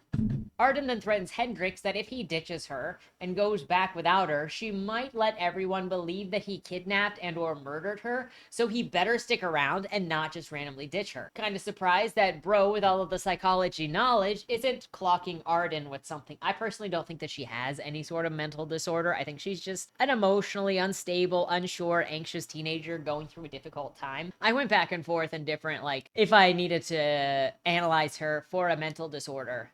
But if I had to, it would have been BPD, borderline personality disorder, but I don't think she actually has borderline. I think that she is just emotionally unstable and she needs some attention. She needs some help. She needs some coping mechanisms because she's freaking out about growing up. She's freaking about the changes. She's noticing the difference in her relationship with her brother, where she used to be close with her brother. And that is a very difficult thing for anybody to go through. If you're very close with your sibling and the dynamic with your sibling changes, or like you're moving out, it is so hard. So I get it. But that's also why I don't think that she is actually disordered. I think she's just anxious in a very reasonable sense. And she needs guidance and she needs help from others, but she's not being honest about her feelings and instead is going about this in entirely the wrong way, which is also very much what teenagers do.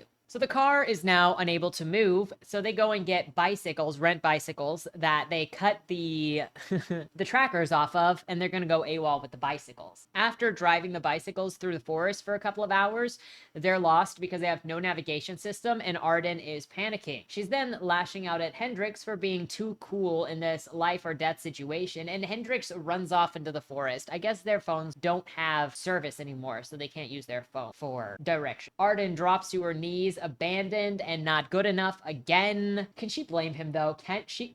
She was taunting and insulting him, and then he runs off and she's like, I'm never good enough for anybody. Try being just like friendly.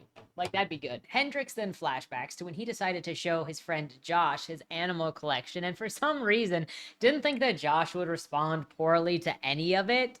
I'm like, okay, at least I get it. You're kind of eccentric as a kid and it's kind of normal to you, but you're also kind of you know that you're kind of freaky, okay? You know that this is gonna be, maybe test the waters first. Maybe not be super surprised if Josh is like, what in the holy mother of Pet Cemetery is this? Josh does expectedly get freaked out, and this causes Hendrix to freak out and hit the guy in the face with a bottle.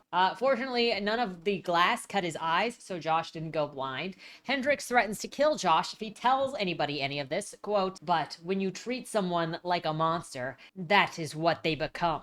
Nobody was treating you like a monster at this point, okay? You were just doing your own thing. Maybe your parents were, okay? Actually, I take it back. Your dad may have been treating you like a monster. We don't really know. He's been abusive. We don't know when he got abusive, if there was when he started being abusive, or if he was always abusive. We don't really know that information. However, Josh had not been abusive at this point. Josh had not treated him like a monster. He treated other people like monsters. And even if Josh was like freaked out at seeing all of these dead animals, this pet cemetery that he had going on, maybe you could have talked to Josh, got him to understand what it was you were doing, which was like some level of taxidermy, but I don't think it was taxidermy. I think it was just a corpse collection. I think it was less organized than Jeff had, by far, because Jeff's dad was a chemist, and so he had also specialized knowledge as a teenager anyway. But maybe you could have recovered your friendship with Josh if you didn't smack him in the face with a bottle and threaten to kill him because he freaked out at the sight of your dead animals. Like, I think that makes irreconcilable differences, don't you? I would say that in any sort of relationship. If somebody lays their hands on you, especially with a weapon, but in general, if somebody lays their hands on you, I don't know how you recover that trust, that relationship, because you broke the barrier that should never be broken, which is laying your hands on someone. Just, I know you were kids, but you smashed him in the face with a bottle. I don't think there's recovering that. You are a monster for that. Now, this moment is followed by an attempt to be profound when it is just a kid playing pretend and angry at being rejected by someone that he called his best friend. This is what it is, too. Josh runs off and then tells people about what Hendrix did, and Hendrix has the gall to say, quote, after that, he told everyone that I tried to kill him. It showed that he was afraid of me, so I guess I had gotten what I wanted. Only thing was, I didn't actually try to kill him. I'll admit, there was a part of me that wanted to kill him, but I didn't. Couldn't. I don't know. You smacked him in the face with a bottle, and you threatened to kill him. What do you mean you didn't try to kill him? Is this just like the biggest amount of coke and sophistry? Because, oh, I didn't mean to kill him. I just meant to maim him into silence. I just meant to threaten him, but they were like they were just empty threats. Why didn't this 8-year-old know that I was empty threatening him? Like, yeah, I said I would kill him, but like, I didn't. I didn't mean it. So like, what is he even complaining about? What? Look, I can understand even the child, Hendrix, not getting this, not understanding what went wrong because he wasn't serious. This is an 18-year-old who is not like, you know what? I done goofed with Josh. I get why he was the way that he was. He is sitting here constantly on repeat saying how he wants to kill somebody, other people, after killing animals for fun.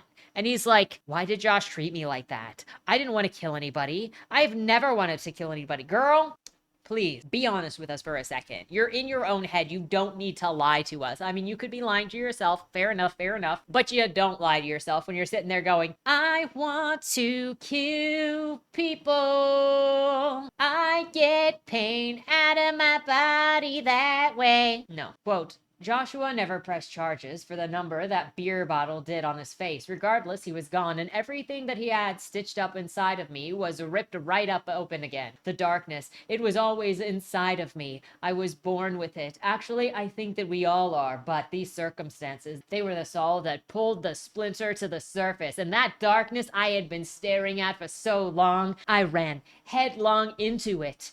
It was also late January of my junior year that I first thought about killing myself. Arden, I wanted to kill her. I wanted to kill her for the things that she had said, for the things that she had made me do, for the things that she made me feel, for all of the scabs that she had torn open in me. Bro, you need to start writing in a journal, okay? That's poetry, form an emo band, get some makeup, maybe cut your hair into like a, get it going on. Skip back to current year in the forest now. He is so upset about his life, his mom being gone because she walked out of the family for some reason. We don't really get into that. Himself, that he kills, and he's mad at himself too, so mad that he like jumps on this deer that he finds and hopes that he hurts himself as he is just stabbing this deer over and over and over again, trying to just like get it all out in the deer. I can't believe he calls himself a sociopath. He's like nothing like that. He cares so much about what other people think, following the rules, doing the normal. Like even him showing up to the froyo job on the regular and like keeping his normal schedule and financial requirements, like he's doing just fine. Yeah, him stealing a couple of dollars does not make him mentally ill. It just makes him criminal. The more you know. Arden is in rolling around in her own misery about how stupid she is for her impulsive choices that she makes all the time. Sees Hendrix covered in blood, stabbing a deer, and she thinks, quote, and my heart breaks, splits like overwatered tomatoes in the burning summer heat. What irrevocably broken creatures we are! Definitely teenagers, okay? I got you. This hit teenagers on the head. I can't tell you how many times I've heard young adults mention completely normal experiences and then think that they are the only ones to go through those experiences ever and that they are broken beyond all reason. Girl, we get you. Get that emo music. It is going to make you feel like you have been heard, like you've never been heard before, and you are going to be knowing all of those anthems. You got it. Also, it's hard to get into other people's heads, so I'm going to say fair for her. She doesn't really have emotional maturity yet. That's for. I don't judge other people half as harshly as I judge myself, so there is also that. And so I understand her judging herself so harshly where she wouldn't judge other people to the same extent in which she's judging herself, sort of. But I digress. Arden is helping Hendrix clean the blood off of his clothing in a stream while saying, quote, you killed a deer, Hendrix. Yeah, I realize I'm still in the water, curled up and shivering. Something is broken within me, broken beyond repair. Why? Her face is frozen in a twist of horror. I look at her and our eyes cut right through each other. Because I'm a sociopath. Because there is something extremely wrong with me. Because that thought that consumes my every waking moment is how much I need to plunge this knife into your throat. I don't know. Liar. It's amazing he's talking about being a hunter and his family being a family of hunters, but he is just like, I'm a sociopath because I kill deer. Like, the two of them then exchange stories about their family situations, his mostly being okay, but sometimes his dad is super abusive, and her talking about her dad not giving her the attention that she wants and only caring if I'm dating the right person and getting the right grade. So she's complaining about her mom being too intrusive, and now she wants her dad to be much more intrusive than he actually is. Hendrix says that he's sorry about the deer and that he feels warm fuzzies inside going, wait, is this what it feels like to feel empathy? My heart just grew like 3 sizes bigger and I'm no longer the Grinch that stole Christmas. Oh wait, that warmth is just me having peed myself. Sorry about that. False alarm, people. False alarm. It's not empathy, it's urine. The two of them are then walking through the forest while it rains, trying to find civilization, and Arden is going on about her real name issues. Quote, but I keep talking like I do. For 18 years, I've lived such a safe life. Cushy little suburban house, nuclear family with 2.5 kids. The rain softens and the hush of the forest returns. Hendrix still can't look at anything but my feet. You know, Elliot, the guy that I told you about, even he was safe in some ways. My whole life, I've been trying to break out of this safeness, this cycle of mediocrity that just leaves us with decades wasted. I think of my parents who got married right out of college and bought a house and have worked the same place and have done the same thing their whole lives. Not that there is anything wrong with that, but I know that they live without purpose. Something about the years has changed them. Time for them has no meaning. All of it goes by at a numbing speed and they don't seem to care. then I think, why don't I have the courage to be an absolute nobody? I'm not saying that I want to live this crazy avant-garde life or anything. I'm saying that I want joy, I want meaning, fulfillment, and there is no place for any of those things in safeness. At least none that I have found. She thinks danger is the only place that you can find fulfillment and meaning. That's crazy! So, sorry.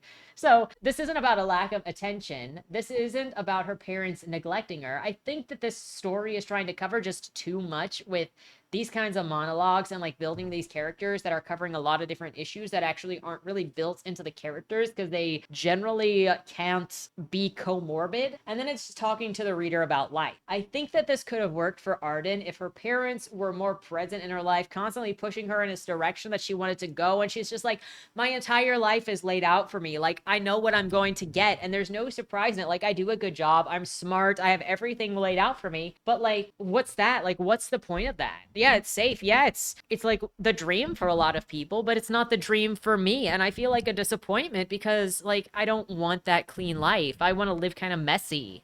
I want to explore in ways that like my family didn't. Like, there's nothing wrong with that. And there's nothing wrong with being like, I want to just have a chance to live life, to be artistic, to try different things, but it's not going in that direction. I would have liked it so much better if she was just like stable and great family and it was all just laid out. She's just like, but like, who am I? I haven't gotten the chance to explore. And yeah, I could just like do this whole thing and live my life and have it all laid out and never really suffer because it's all just there. But like, and I'm not trying to say that I gotta suffer, but it's just like people spend their entire lives trying to get to where I was literally born into. But like, who am I? Get a nose piercing. There we go. They lay down eventually, sing to the music on her phone, and fall asleep. Hendrik wakes up beside Arden and is having a meltdown over how much he keeps going on and on about wanting to kill her. Thoughts like, quote, all I can think about is how I'm fucking crazy and I need to kill someone. She asks him why he didn't do extracurriculars in school, and when he says he just didn't care, none of it mattered, she goes, you have to make it matter, otherwise nothing matters. And here he argues again with how he should kill her because nothing matters. And he panics, I'm losing my mind. Quote, was it something I said? She says with such tenacity, such tangible pain. If I wasn't wrapped up in my own brokenness, her words would have broken my heart. No, I'm just really fucked up inside, Arden. The words fly off of my tongue for a moment of sharpness, and then I'm back to being a sniveling mess.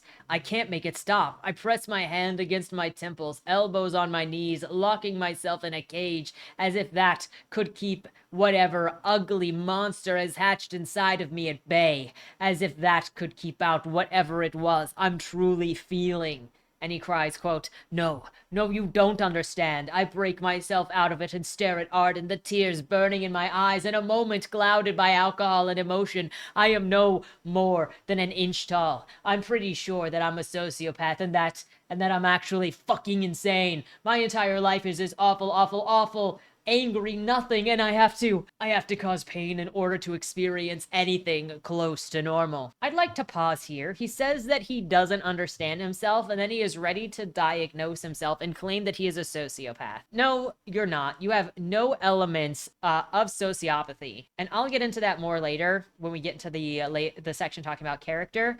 But here is the first section for antisocial personality disorder diagnostics featured in the DSM. Quote, the essential features of antisocial personality disorder is a pervasive pattern of disregard for and violence of the rights of others that begins in childhood or early adolescence and continues into adulthood. This pattern has also been referred to as psychopathy, sociopathy, or dissocial personality disorder.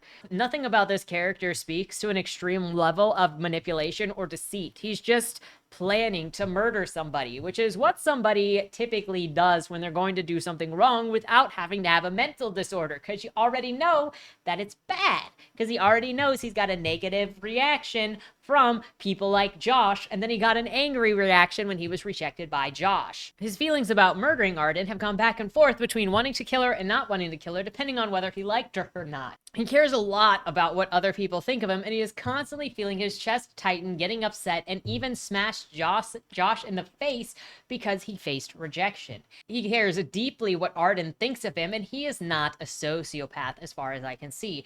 And I'm not saying this stupid teenager even needs to know what that means or know the definitions of his own chosen diagnostics, but he's going around telling people what he thinks he is, and he's just like, he can be stupid, he can be wrong, but that's pretty much what I'm saying. I'm not gonna argue with him, but he does feel like he's going, I'm crazy psycho boyfriend, whoop whoop. But again, characters are allowed to be wrong, so it's such a hard place to kind of determine what is the story trying to do and like what is actually written, because characters can be wrong. They can present incorrect information, and then they can either like live in the incorrect information because it was done on purpose, or they are corrected in the story about the incorrect information. It's very difficult to know, which is why I try to be as careful as I can with just like, okay, is this going to be addressed later so that we can see if it was meant to be this way or not? Is he supposed to be like this? What are the signs that we're looking for? Like, I keep trying to keep all of these other elements in mind as to what this is trying to build up. If he is supposed to be wrong and not be trusted, be an unreliable narrator, even with himself, it just leans so much on the self-diagnosed sociopath, both in the plot description and in the book, that it kind of makes it just feel like it's there for the sensationalism. But he's not that. He says all of this, and she shows understanding, and he's like, well, I still want to kill her, lol. Quote, part of me is breaking in two, crumbling and falling apart at the seams, because I just revealed one of my biggest secrets to someone, and she reacted with empathy and understanding. Arden is one of the only people that I haven't driven away, or who hasn't left me. It does something strange to my bleeding heart, and I think that she sees that. Of course, the other part of me is pissed. Is this what Arden has always wanted? For me to open up to her and be real with her? Maybe we can push the whole killing the deer out of rage thing under the rug and move forward with my plan smoothly. This contradiction, this cognitive dissonance, the divide runs so deep that the darkness beneath boils to the surface, ready to burn and destroy everything in its path. Do I really want to ruin the only genuine connection I've ever had with someone? Yes. I should mention, all of this happens at a campsite that they found, and they drank some random bottle of alcohol that they found and got really, really drunk. They also believe that they are near a campsite that is going to be populated, and then once they get to that campsite, they know that they're going to be near civilization. Also, Arden wants to go home and be with her family because she misses everything since she's run away, even if it's not exactly what she wishes that it was. They find their way out of the woods to a farmhouse in the middle of nowhere. They take refuge in a barn and kill one of the chickens to eat, because a previous job that Hendrix had was at a butcher shop. Also, they grab some vegetables from the farm outside, so clearly somebody is living there. They're confronted by this old man who lives there, but he invites them into the home since it looks like they are wayward teens, and he is used to wayward teens finding their way to his property. They're surprised by his hospitality. Arden and Hendrix exchange feelings of being sad that they miss their childhood and time is changing, and they're scared of growing up, and neither of them took advantage of the time that they were both kids, and now it's over. They then go to bed. Hendrix helps the old man with farming stuff, and then they all have dinner together. Hendrix loses it, thinking that he wants to kill Arden again, and runs away, thinking about how he hates himself more than he hates anybody else. Arden then speaks to the old man about what she wants in life, and he warns her that he doesn't want her jumping off of a ledge like he almost did. Life's about who you spend your time with, not where you are. She thinks about how she misses her home, and the next day, her and Hendrix set off again, now in Idaho, not sure where they are going though. She feels like she just can't go home since she left it on her own, and she ran away, and she's been kind of dramatic. I'm guessing she's kind of embarrassed from the way that she has acted. She's missing her home so much that she calls her mom once they stop, but she says nothing and breaks down crying again because she wants to go home, and realizing that she loves her family, even if they aren't perfect. She gets back to Hendrix and insults him for being a sociopath, and then she dips out. She then has another existential epiphany while she's talking to this old man at a random bar she walked into, and he tells her to go home, that this place isn't for the likes of her, and she's like, I have no home, but I want to be home, but home is where Hendrix is. And I keep running because I don't want to grow up, and running in circles is better than staying still, and I don't know what to do with myself. And I guess now is the time to stop running, isn't it? Hendrix decides that it's also time to go and find someone to kill since Arden isn't there. He buys a ski mask first. He picks up a scrawny old man sitting on a bench outside, believing that he can take that old man down because it's an old man, but surprise, he can't take the old man. The old man easily overpowers Hendrix. This just makes it feel even more like a roleplay. This kid is not freaking serious. He is living in a comedic fantasy where he thinks that he is all of that, and that it's just easy as every fanfic makes murdering read online. He gets the crap beat out of him by this old man after begging the old man to keep hitting him because he wants to be stopped. He wants to die. He hates him so much. He hates himself so much that he wants to get beat up. But then he runs off and dips into a nearby river to wash the blood off of himself rather than just turning himself into the police. Hendrix then comes back to the bar and Arden asks him to dance. He agrees and they just have a good time dancing, and Arden says, quote, "Tenderly, I lean into him, letting him feel me in my entirety, holding nothing back. The bridge of my nose finds a home in his neck. He wraps his arms around me like he is holding himself together too. We sway back and forth, breathing the mutual question of how could life be this beautiful? Holding him holding me, it hurts so good. It makes the deep and incredible longing inside of me throb. It makes me ache for something like this all the time, something this intimate and meaningful, an ache because this is real, a confirmation that I can feel this way, that I can have a meaningful relationship with another person. I've been so starved of that for so long that all of this feels so alarming and yet so natural all at once. The sensation stretches out inside of me, reaching forward with threads of inordinate color." And she has an epiphany, quote, "I realize now our meaning is not found in what we do or where we are, but in who we are. Really, it's about finding those people who understand us, those people who will stay with us no matter what is going on's like. You've got to make your own meaning out of life because nobody is going to hand it to you. Somehow, Hendrix has helped me do just that. He has taught me how to love." The two of them then turn in for the night. Arden cleans up Hendrix's wounds. Hendrix realizes that he doesn't want to kill Arden anymore because he has empathy for her, and it scares him so much that he questions who he wants to be even. They keep traveling and hitchhike with some old couple to Washington. And this old couple talking to each other make Arden and Hendrix think about more what they want in life and the people that they love, because the old couple love each other. Arden believes in having a future again because of this. Arden pesters Hendrix about sharing personal stories and background again that he has made clear that he doesn't want to share. Yes, she's asking about his mom again. And when he still doesn't want to share and open up, she tries to guilt him. Quote, "Her eyes so fiercely locked on me. This is not what this is about. This is about you not trusting me with a damn thing despite everything. You have told me a lot of shit, Hendrix, and I have tried to be nothing but good to you, and I have apologized if I haven't. How the hell are you supposed to even be acquaintances if you won't even finish your fucking story? Why don't you trust me?" Arden hasn't even pinched the nerve anymore. She's snapped it right in half and flayed it in the middle for dissection, just like she has done with me. "Because I can't trust myself." No one owes anybody any private information that they don't want to share, even in a friendship, okay? Kind of surprises me that this is what we're dealing with at the 80% mark of this book, because this is when we should be dealing with some like character changes, some driving actions, some leading to the climax, some character changes. But this is where we are. She's the same place she's always been. Hendrix again thinks of killing Arden, but decides not to at the last minute because it won't be satisfying, just like killing all of those animals was never actually truly satisfying. So he's killing animals and then lying to himself that it's giving him fulfillment the whole time. They hitchhike some more, with Arden wanting to see the West Coast, and ends up breaking into an empty vacation cabin.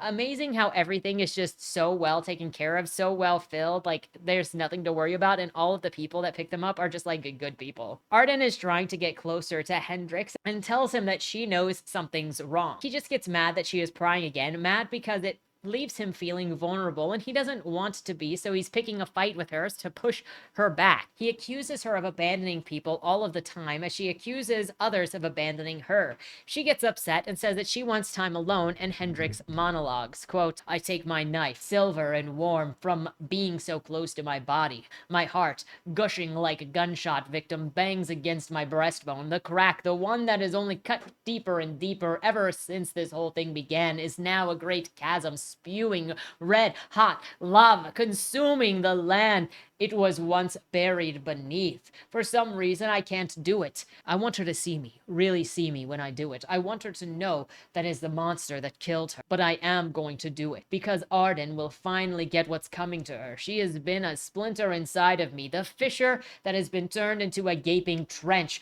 one that I am destined to fall into. Michelle Arden Campbell started this awakening in me, and her blood will be the sacrifice to end it. At this point, it's obvious that this kid is just like edging himself with these thoughts. They make up quickly after that, and she says that he's right, and he is still edging. Quote, she's standing there, facing the window on the far side of the room. My feet make no sound as I walk up behind her. My heart panics and runs in a circle in my chest. The darkness has consumed me, reaching all the way up my throat. It affectionately claws at my cheeks, taunting me with the promise of nothing.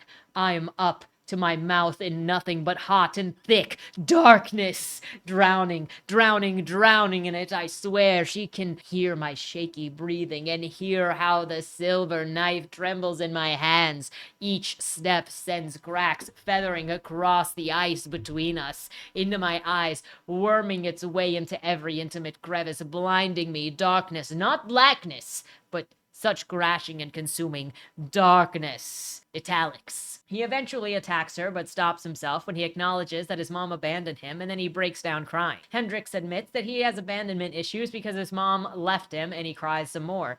He says that he doesn't know if he is actually a sociopath, but he does know that he is broken. They hold each other and quote, with no words, with more than that, with no words, with nothing more that needs to be said. I understand the pain. I understand the loss and the whole fucked up mess of the life we live. He understands that I am still here because I care and because I understand. It's like we are one big closed circuit, energy flowing from me to him and back again. Being here, holding each other, both physically and emotionally, in a way that is so profoundly intimate. We find our pieces, our echoes, and our lost fragments again. This trip and these moments are the glue that holds us together, that shape us and break us and fix us. And how Hendricks then reflects on his dad hitting rock bottom after mom left, and the entire family just cut them off. Like her family just, she walked out. Everybody else was just like, well, you're not in our family anymore. See ya. He decides that he doesn't want to be like his dad, and he wants to seek help and have a future, unlike his drunkard alcoholic dad. Traveling again, they say that they like Mexican food and they haven't had it yet, so they're gonna go and have some while they're in Washington. Weirdly, Hendricks also says, yeah, his mom really liked Mexican food, and it was probably because she was constantly dreaming of being somewhere else. The frick kind of reasoning is that? You guys just said that you have Mexican food, maybe, or like Mexican food. Maybe it's because you guys are on a road trip and you're like, yeah, we feel the same way, so, you know, whatever. It must be the same reason why. Or maybe she just likes Mexican food. Like, it's good. What can you say? You don't have to have a desire to run away from your family to like Mexican food.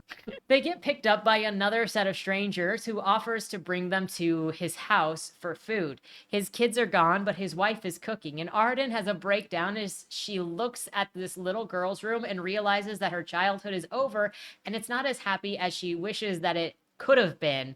And now, quote, understanding.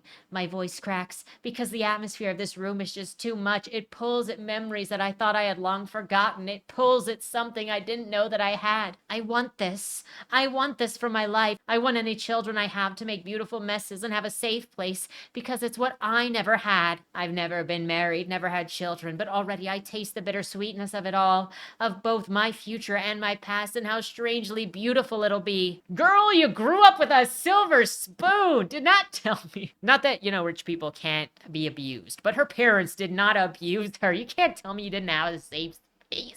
I know that your mother was overbearing, or you say your mother was overbearing. She just sounds like she wants to be involved in your life, but whatever. She accepts life has been what it's been, and that some places carry bad memories, but she wants to make good memories in the future, and she's not hopeless. She's going to go and do what she wants to do, and she's going to make life what she wants it to be, and they also hope to return to Montana exactly as they left it. They want their froyo jobs back. They then hang out on the beach in Washington, and they thank each other for teaching each other how to have love and empathy while they hang out. Then they call their parents, who all rush to come and see them and are worried about them. Like, their parents all get plane tickets to meet them in Washington instead of buying them tickets to fly them back to Montana and meet them in Montana. Oh yeah, and while they're on the beach, Hendricks shows off his self-harm scars and explains that he did that before moving on to animals when he was just trying to feel something. Arden says that, well, she kind of did something similar, you know, she kind of She got her ears pierced when she broke up with her boyfriend. So it's like she basically understands the need for pain. They all have a happy reunion at the airport, including Hendrix's dad meeting at the airport and just like hugging him and apologizing for not being there for him all the time. Like, we're at kind of Hallmark level movie right now. Quote, I nearly fall back with how hard he hugs me. He's apologizing over and over, rubbing my back, but I lose myself. I'm stunned, stuck in time, as my father shows me real, authentic love for what feels like the first time in years. Shows me that despite everything, I am still his son, that we are still family. I know that he might be an asshole again next week, but right now he is not. For all intents and purposes, I am all that he has. Then I start sobbing, hard and painful, my face buried in my father's flannel that smells like sweat and dirt and home. I don't want to get into like the nuances of an abusive parent, and like you don't have to continue to be family with an abusive parent just because they're family,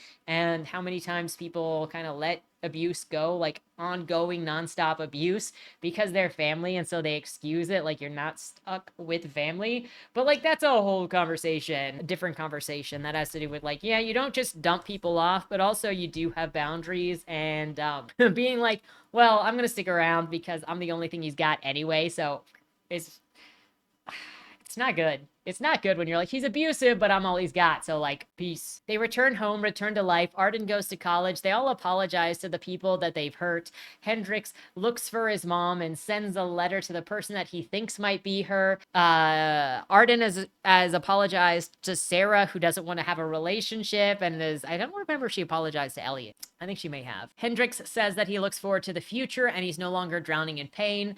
It's there, but he realizes that he'll survive it and he'll have good memories and he'll be able to make more good memories. So that is the end of this book. The genre / audience, YA, emo mood, no one understands me, hopeless turning into hope, or a wish for hope. So I think it's very much teenagerdom. The hook. The way that this book begins with two teenagers from opposite sides of the economic spectrum who work together, but they are only vaguely aware of each other because of school. Hendrix wants to escape from his life because his parents' abuse, or his mom's actual abandonment, which kind of surprising he never calls Chicky out on it, because she says that she is abandoned and she has both of her parents and they're calling and they're there for her, but it is what it is. But he doesn't have any control over his life, and in an attempt to have some control over his life, he harms himself and he harms animals, which that's a fairly common coping mechanism. And then he decides, well, this isn't giving me the control that I want, so I need to kill a person. Meanwhile, Arden is unsatisfied with life because she is graduating, seems lost and scared of the future, and her parents / family aren't what she wishes that they were. She believes that she is living safe and wants to explore, but really she just wants to escape the obvious focus of the future and adulthood that she is being thrust into now that she has graduated. She asks Hendrix to go on a road trip with her due to the way that she is drawn to him that she can't really understand, and I think it's like that sense of danger, like when you're like, oh, that kid's gonna be a freaking school shooter in the future. Like, he's got those vibes. Maybe he doesn't actually become a school shooter, but you're like, them's the vibes that, you need to be nice to that kid. That's what it feels like. But she can't, like, put it into those words. She's just like, she's got a vibe. He says that she is the perfect first victim because nobody knows that she is leaving, and he can hide her, get her trust after a bit. And she's obviously weaker than him. He thinks that she's weaker than him. He has this goal of killing her once they're in isolation, but Arden, who is the one who set up the road trip, has no goal whatsoever, making this feel like it's without stakes and without focus, drive, or motivation.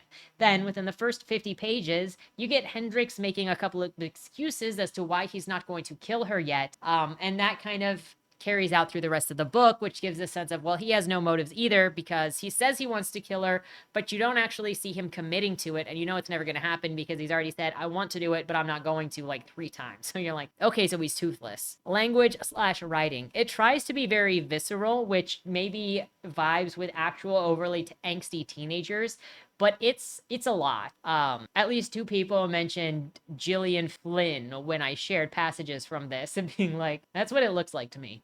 It doesn't help that both perspectives talk exactly the same with the exact same kind of language, rather than allowing them to contrast by influence with their opposite backgrounds. Quote, I shut my eyes, as if that could block out the pain that rushes in anew, like I'm still raw and bleeding right into the shower drain. Quote, immediately, my brain snaps back at her statement statement. No, she doesn't want to understand. How could she? I am stuck. I am a small bumblebee, caught in a sickly sweet honey of my own deception.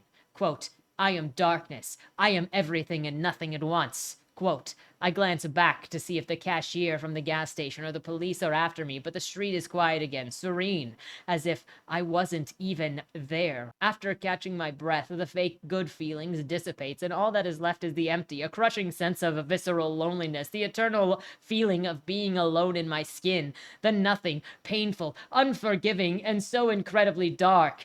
It buries itself into all of the hollow places, and believe me, there are a lot of places for that darkness to go. Can you imagine if he's like, look, I'm alone in my skin, so I'm gonna cut off this person's face so we can be in their skin together. I made this person suit so that I don't have to be alone in skin alone. This novel also says authenticity so many times that it feels like it's trying to sell me something. Careful with those words. Related, I also think that the story could have been much stronger if it stayed in Hendrik's perspective and found more things for them to talk about other than him killing her. Or you could have stayed in Arden's perspective and like kept her like not knowing what was going on, but I do think it would have been stronger to stay in one perspective and then to have that tension of like, when is it going to happen? Does she know? Did she notice? And not having that bounce off of her to see constantly that she like wasn't noticing. Characters. Hendrix, completely unlikable, but unlikable characters are very hard to do, like very hard, and there is nothing wrong with having an unlikable main character. It happens. You can make them interesting enough that you follow them because they're interesting, but also you want to see bad things happen to them. And a character doesn't have to be likable to be a protagonist. A character doesn't have to be good to be a protagonist of a book. However, you have to have some kind of draw for the character, and I Am a Sociopath is not a good enough draw for me specifically. I know it might be a draw for some people, but it is not for me. Where I think Hendrix struggles is that he is not a fully realized character. When he is what he is the label sociopath, and literally that's it. He just throws it out there a couple of times. It's immediately sold on the plot page as that's the thing. It smacks you in the face with that, but he's not fully realized as whatever he is trying to be. He's the idea of a sociopath because it's sensational and what somebody liked about the sensational version of a sociopath. That's all that he is. And it brings it to you immediately in that first interaction with him losing his temper at nothing in the Froyo Center, which makes you wonder how he could even hold down a job if he was that bad that he got that mad and he was hitting things immediately. Now, I get it. Plenty of bad employees hold down jobs. You get front-loaded with information about how bad he is immediately. His escalation to murder is immediate because what? This is a plot to road trip murder before even bringing the intrigue or interest into the character, because Hendrix is a gory blood fountain of emotion. That's his entire personality, and to me that's boring. Now, while I don't call Hendrix a sociopath, I do think that his anger is an actual issue and something that is there. But he is too desperate for validation throughout the story. He is an angry kid who lashes out at the world. The animal abuse and craving for violence feels like a fantasy that he has for finding control in his life, where his dad is abusive and he has no control whatsoever. It's kind of like he even started out with self-harming, and like girls who are from backgrounds, like traumatic backgrounds, often cut first or have eating disorders as a manner of finding control over their lives where they don't have control in other situations. And men and boys typically lash out, while girls typically and women typically lash inward. So the violence towards animals really just feels like his way of trying to cope with this feeling of lack of control, as opposed to being some sort of mental disorder related to sociopathy. You also can't claim that he has antisocial personality disorder because these are the symptoms: ignoring right from wrong, telling lies to take advantage of others, not being sensitive to or respectful of others, using charm or wit to manipulate others for personal gain or pleasure, having a sense of superiority and being extremely opinionated, having problems with the law, including criminal behavior, being hostile, aggressive, violent, and threatening to others, feeling no guilt about harming others, doing dangerous things with no regard for the safety of self or others, and being irresponsible and failing to fulfill work or financial responsibilities. Now, with every one of these symptoms, there is nuance in discussing how those things are. Kind of funny that it's talking about criminal behavior, and it was constantly the girl that was like, hey, let's go and rob this convenience store, even though we don't really have to. Let's just do it for fun. Could like live like YOLO. He shows too much guilt, too much awareness, struggle in life, and doesn't actually take advantage of people.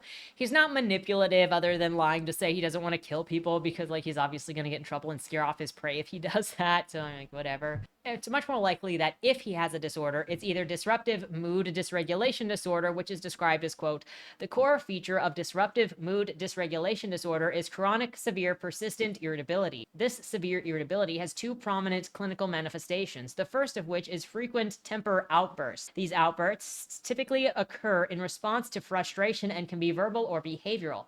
The latter is a form of aggression against property, self, or others. They must occur frequently, on average 3 or more times per week, over at least 1 year in at least 2 settings, such as in home and at school, and they must be developmentally inappropriate. The second manifestation of severe irritability consists of chronic persistent irritability or angry mood that is persistent between the severe temper outburst. The irritable or angry mood must be characteristic of a child being present most of the day, nearly every day, and noticeable by others in a child's environment. The other option that I had for him was intermittent explosive disorder, in which the diagnostic criteria is this. The explosive or anger-based aggressive outbursts in intermittent explosive disorder have a rapid onset and typically little or no prodromal period. Outbursts typically last for less than 30 minutes and commonly occur in response to a minor provocation by a close intimate or associate. Individuals with intermittent explosive disorder often have less severe episodes of verbal and/or non-damaging, non-destructive, or non-injurious physical assault in between the more severe destructive assaultive episodes. Criterion A1 defines frequent aggressive outbursts characterized by temper tantrums, tirades, verbal arguments, or fights or assault without damage to object or without injury to animals or other individuals. Criterion A2 defines infrequent impulse aggressive outbursts characterized by damaging or destroying an object regardless of its tangible value or by aggressively striking or otherwise causing physical injury to an animal or to another individual. Regardless of the nature of the impulsive aggressive outbursts, the core feature of the intermittent explosive disorder is failure to control impulsive aggressive behaviors in response to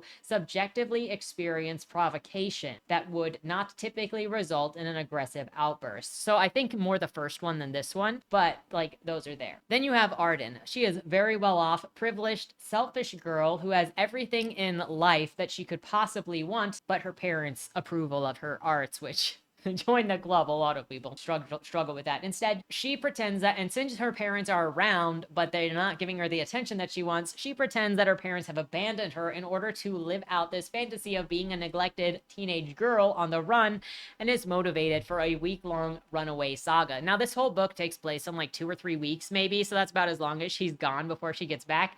They leave on like May 3rd, and they get back before the end of May, so it's not long. This can best describe Arden's issue. Quote, all these slightly less moments add up, and I entered adulthood with a glass half full, a bare bones toolbox. I'm not saying that small things and families don't affect people, but this character is so privileged, and she never reflects on her own shortcomings or how she treats other people, and she is still screaming at other people to give her what she wants, even at the end when she's like, look, I've been a good friend to you, you owe me stuff, okay? And it's like, girl, I'm like, whose childhood do you think is perfect? She's looking at other children and being like, I wish I was you. I wish I had a second chance. I would, we all wish that I don't, maybe not, but many of us wish that we had done things differently over our lifetime, and it is what it is, and you're gonna learn. You just kind of got to accept where you're at and try to make the best of the one life you have. For me, she just had the legitimate panic of somebody her age, which is panicking as she graduates and doesn't know what to do with herself and fears that her childhood is over, and now she's got to figure out what to do next. This would explain the impulsivity of her road trip and her fear of her family rejecting her and how strong she takes it when her family isn't into what she wants them to be into.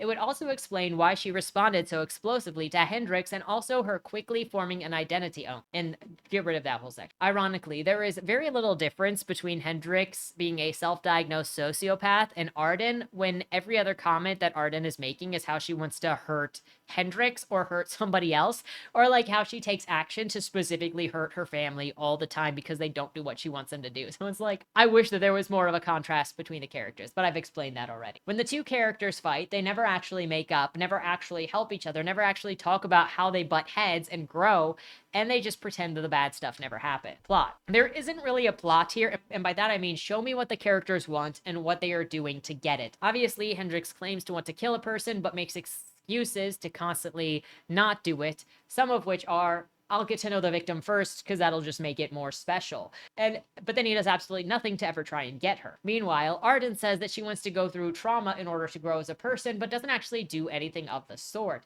She just drives away. And I wish that it would be like she then was doing impulsive, crazy things that her parents are always like, don't do that, you're gonna get a record. And then maybe her parents have to fly out because she broke the law and they finally got arrested in the end because she did something crazy, or he did something crazy, or they did something crazy together. This makes the events of the story random, repetitive, and boring. I think what would have spiced this up and made it more unique of an experience would have been if Hendrix followed through with his bizarre idea of getting to know the victim so that he kept doing nice things for her, like asking things about Arden, giving her the attention that she actually craved and is paying attention to her and talking to her. And she's like, wow, this is really nice. And she actually started falling for him. And then she had to deal with that. And then maybe that grows into actual feelings from him as well because he's getting to know her. And this is the first time that he's really gotten to know somebody like this. And he's like, oh no, this is not what I had in mind. And then with her, you've got her tempting fate, which leads them to do crazy adventures until something bad actually does happen. And maybe they run into an actual psychopath. I mean, there are other options. There are many options. But Arden literally being the driver of a road trip, having no goal, even if she just had the goal of, look, I want to see the West Coast,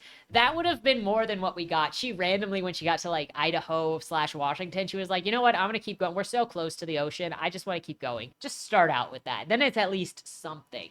When you don't have anything, it's just like, why? What are we doing? What is the goal here? What do I want to see you do? The problem here is that both characters tell the reader exactly what they want via meandering/thoughts, and then neither of them show any action to actually achieve what they have told us that they want, meaning that they are either lying or the story doesn't know how to achieve those things. Hendrix is too busy being an emo grumpy boy, and Arden is a manic pixie girl with no focus. Themes/other. The themes and monologues feel forced, not from the characters, but from the book to the reader. The characters don't really even go through anything before they start expositing their sage advice, like, quote, I sometimes think that we paint over people and ourselves with ideals. We coat people in life in one brilliant sheen of what we want. The problem with that is that when you smother someone with so many layers of what you want them to be, you cover up their true colors, which can sometimes be beautiful or ugly, and sometimes both. This could have been used for like showing her the way that her response to the way that her mother pushes her, and she performs for her mother to make her mother happy because she's a people pleaser and she wants to make them happy and she doesn't want to feel like a failure to them,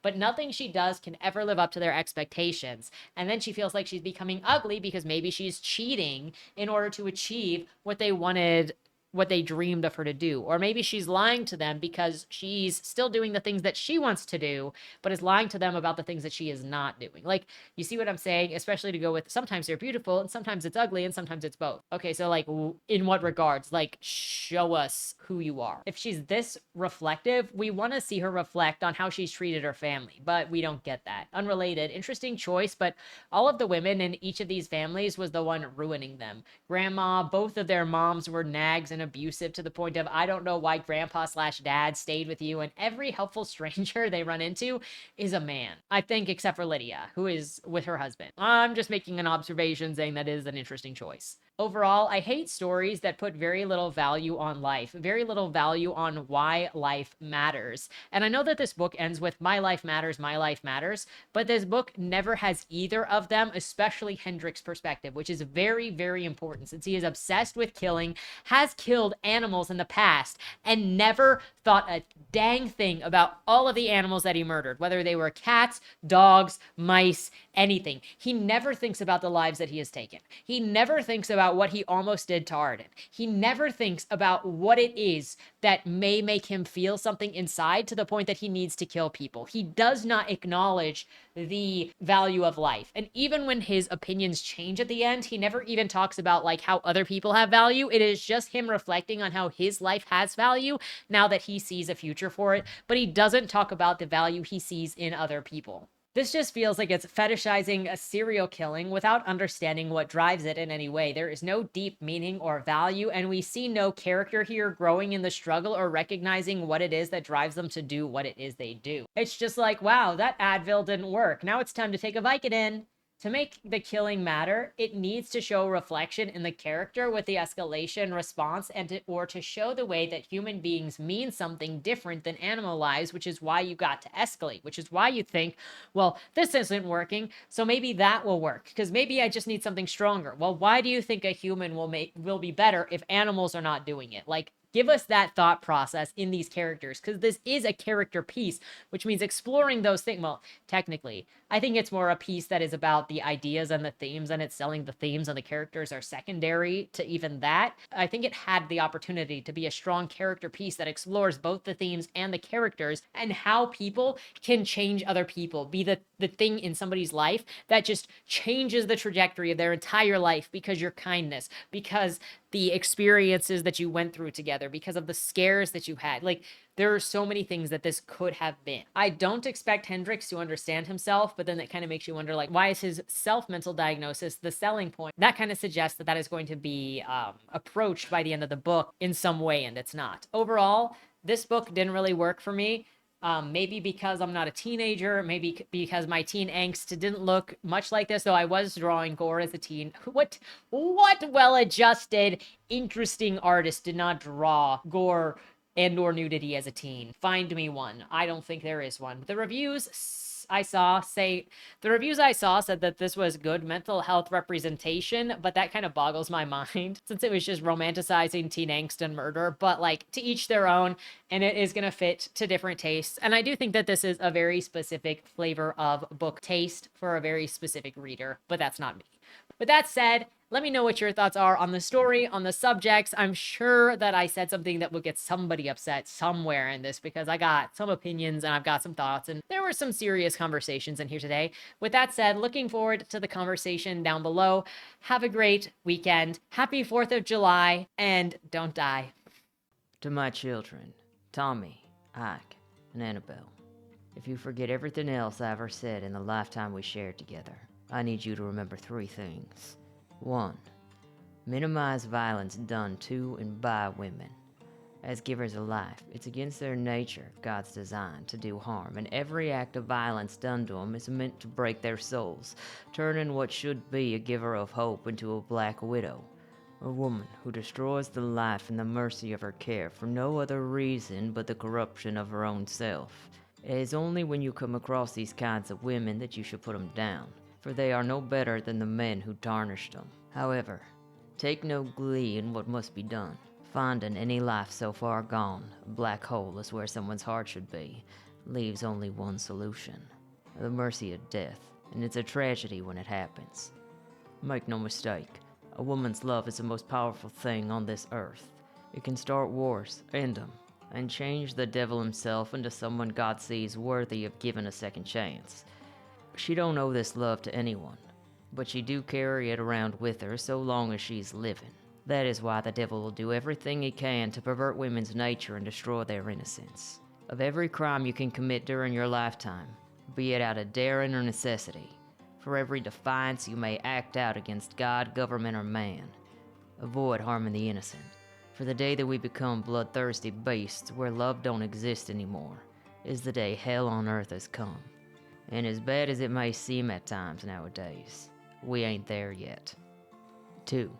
Everything you do in your life will create consequences, both seen and unseen, extending further than you can imagine. Nothing you do exists solely within your arm's reach.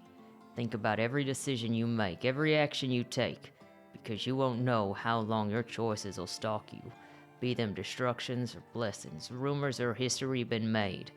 The truth of the matter is, your life will be controlled not by the truth of what you've done, but by the way others carry on about you. And the thoughts of others are more real in the long term than what you know to be true. It won't stop affecting you just because it ain't real, and no matter the life you've lived, most men can't outrun what's written in them in ink. It ain't hopeless though. Be firm in knowing who you are outside of the noise, and live beyond the means of the news of the day. 3. There ain't anything stronger than a family you build for yourself. What you put together is worth fighting for. Protect your loved ones with your life, and they'll give theirs in return. Family ain't defined by blood, understand that. And for as strong as the bonds of your family are, know that you'll find just as much passion in the people who hate you. While you'll risk your life for those you care about, those who find your existence to be an insult to theirs will risk themselves to put an end to their affliction. As cruel as it may seem, a man who hates you will stop at nothing until one of you is dead. It's a mistake to believe anything different. Don't let you be the ones taken from, be it by outlaw lawmen or by someone in between. The only one who'll be looking out for you is you and your kin. Maybe there's another way to be, but in all my years I've seen the worst of man, I ain't found another way around man's desire to conquer against all else. There ain't a changing of that mind, and sometimes I believe there ain't the ability for man to change at all, least of all through lead or legislation. I ain't claiming to be right about nothing. On many things, I don't want to be right. But what I do want is for my kids to live a better life than the one I did and avoid the mistakes that I made while finding the truth and purpose in what matter more than gold in this country. It's my hope that by sharing the things I learned that my kids will be better than their old man ever was, and that what I done isn't what people remember me for, but who y'all are going to become. That'll be the legend of Bill Cassidy.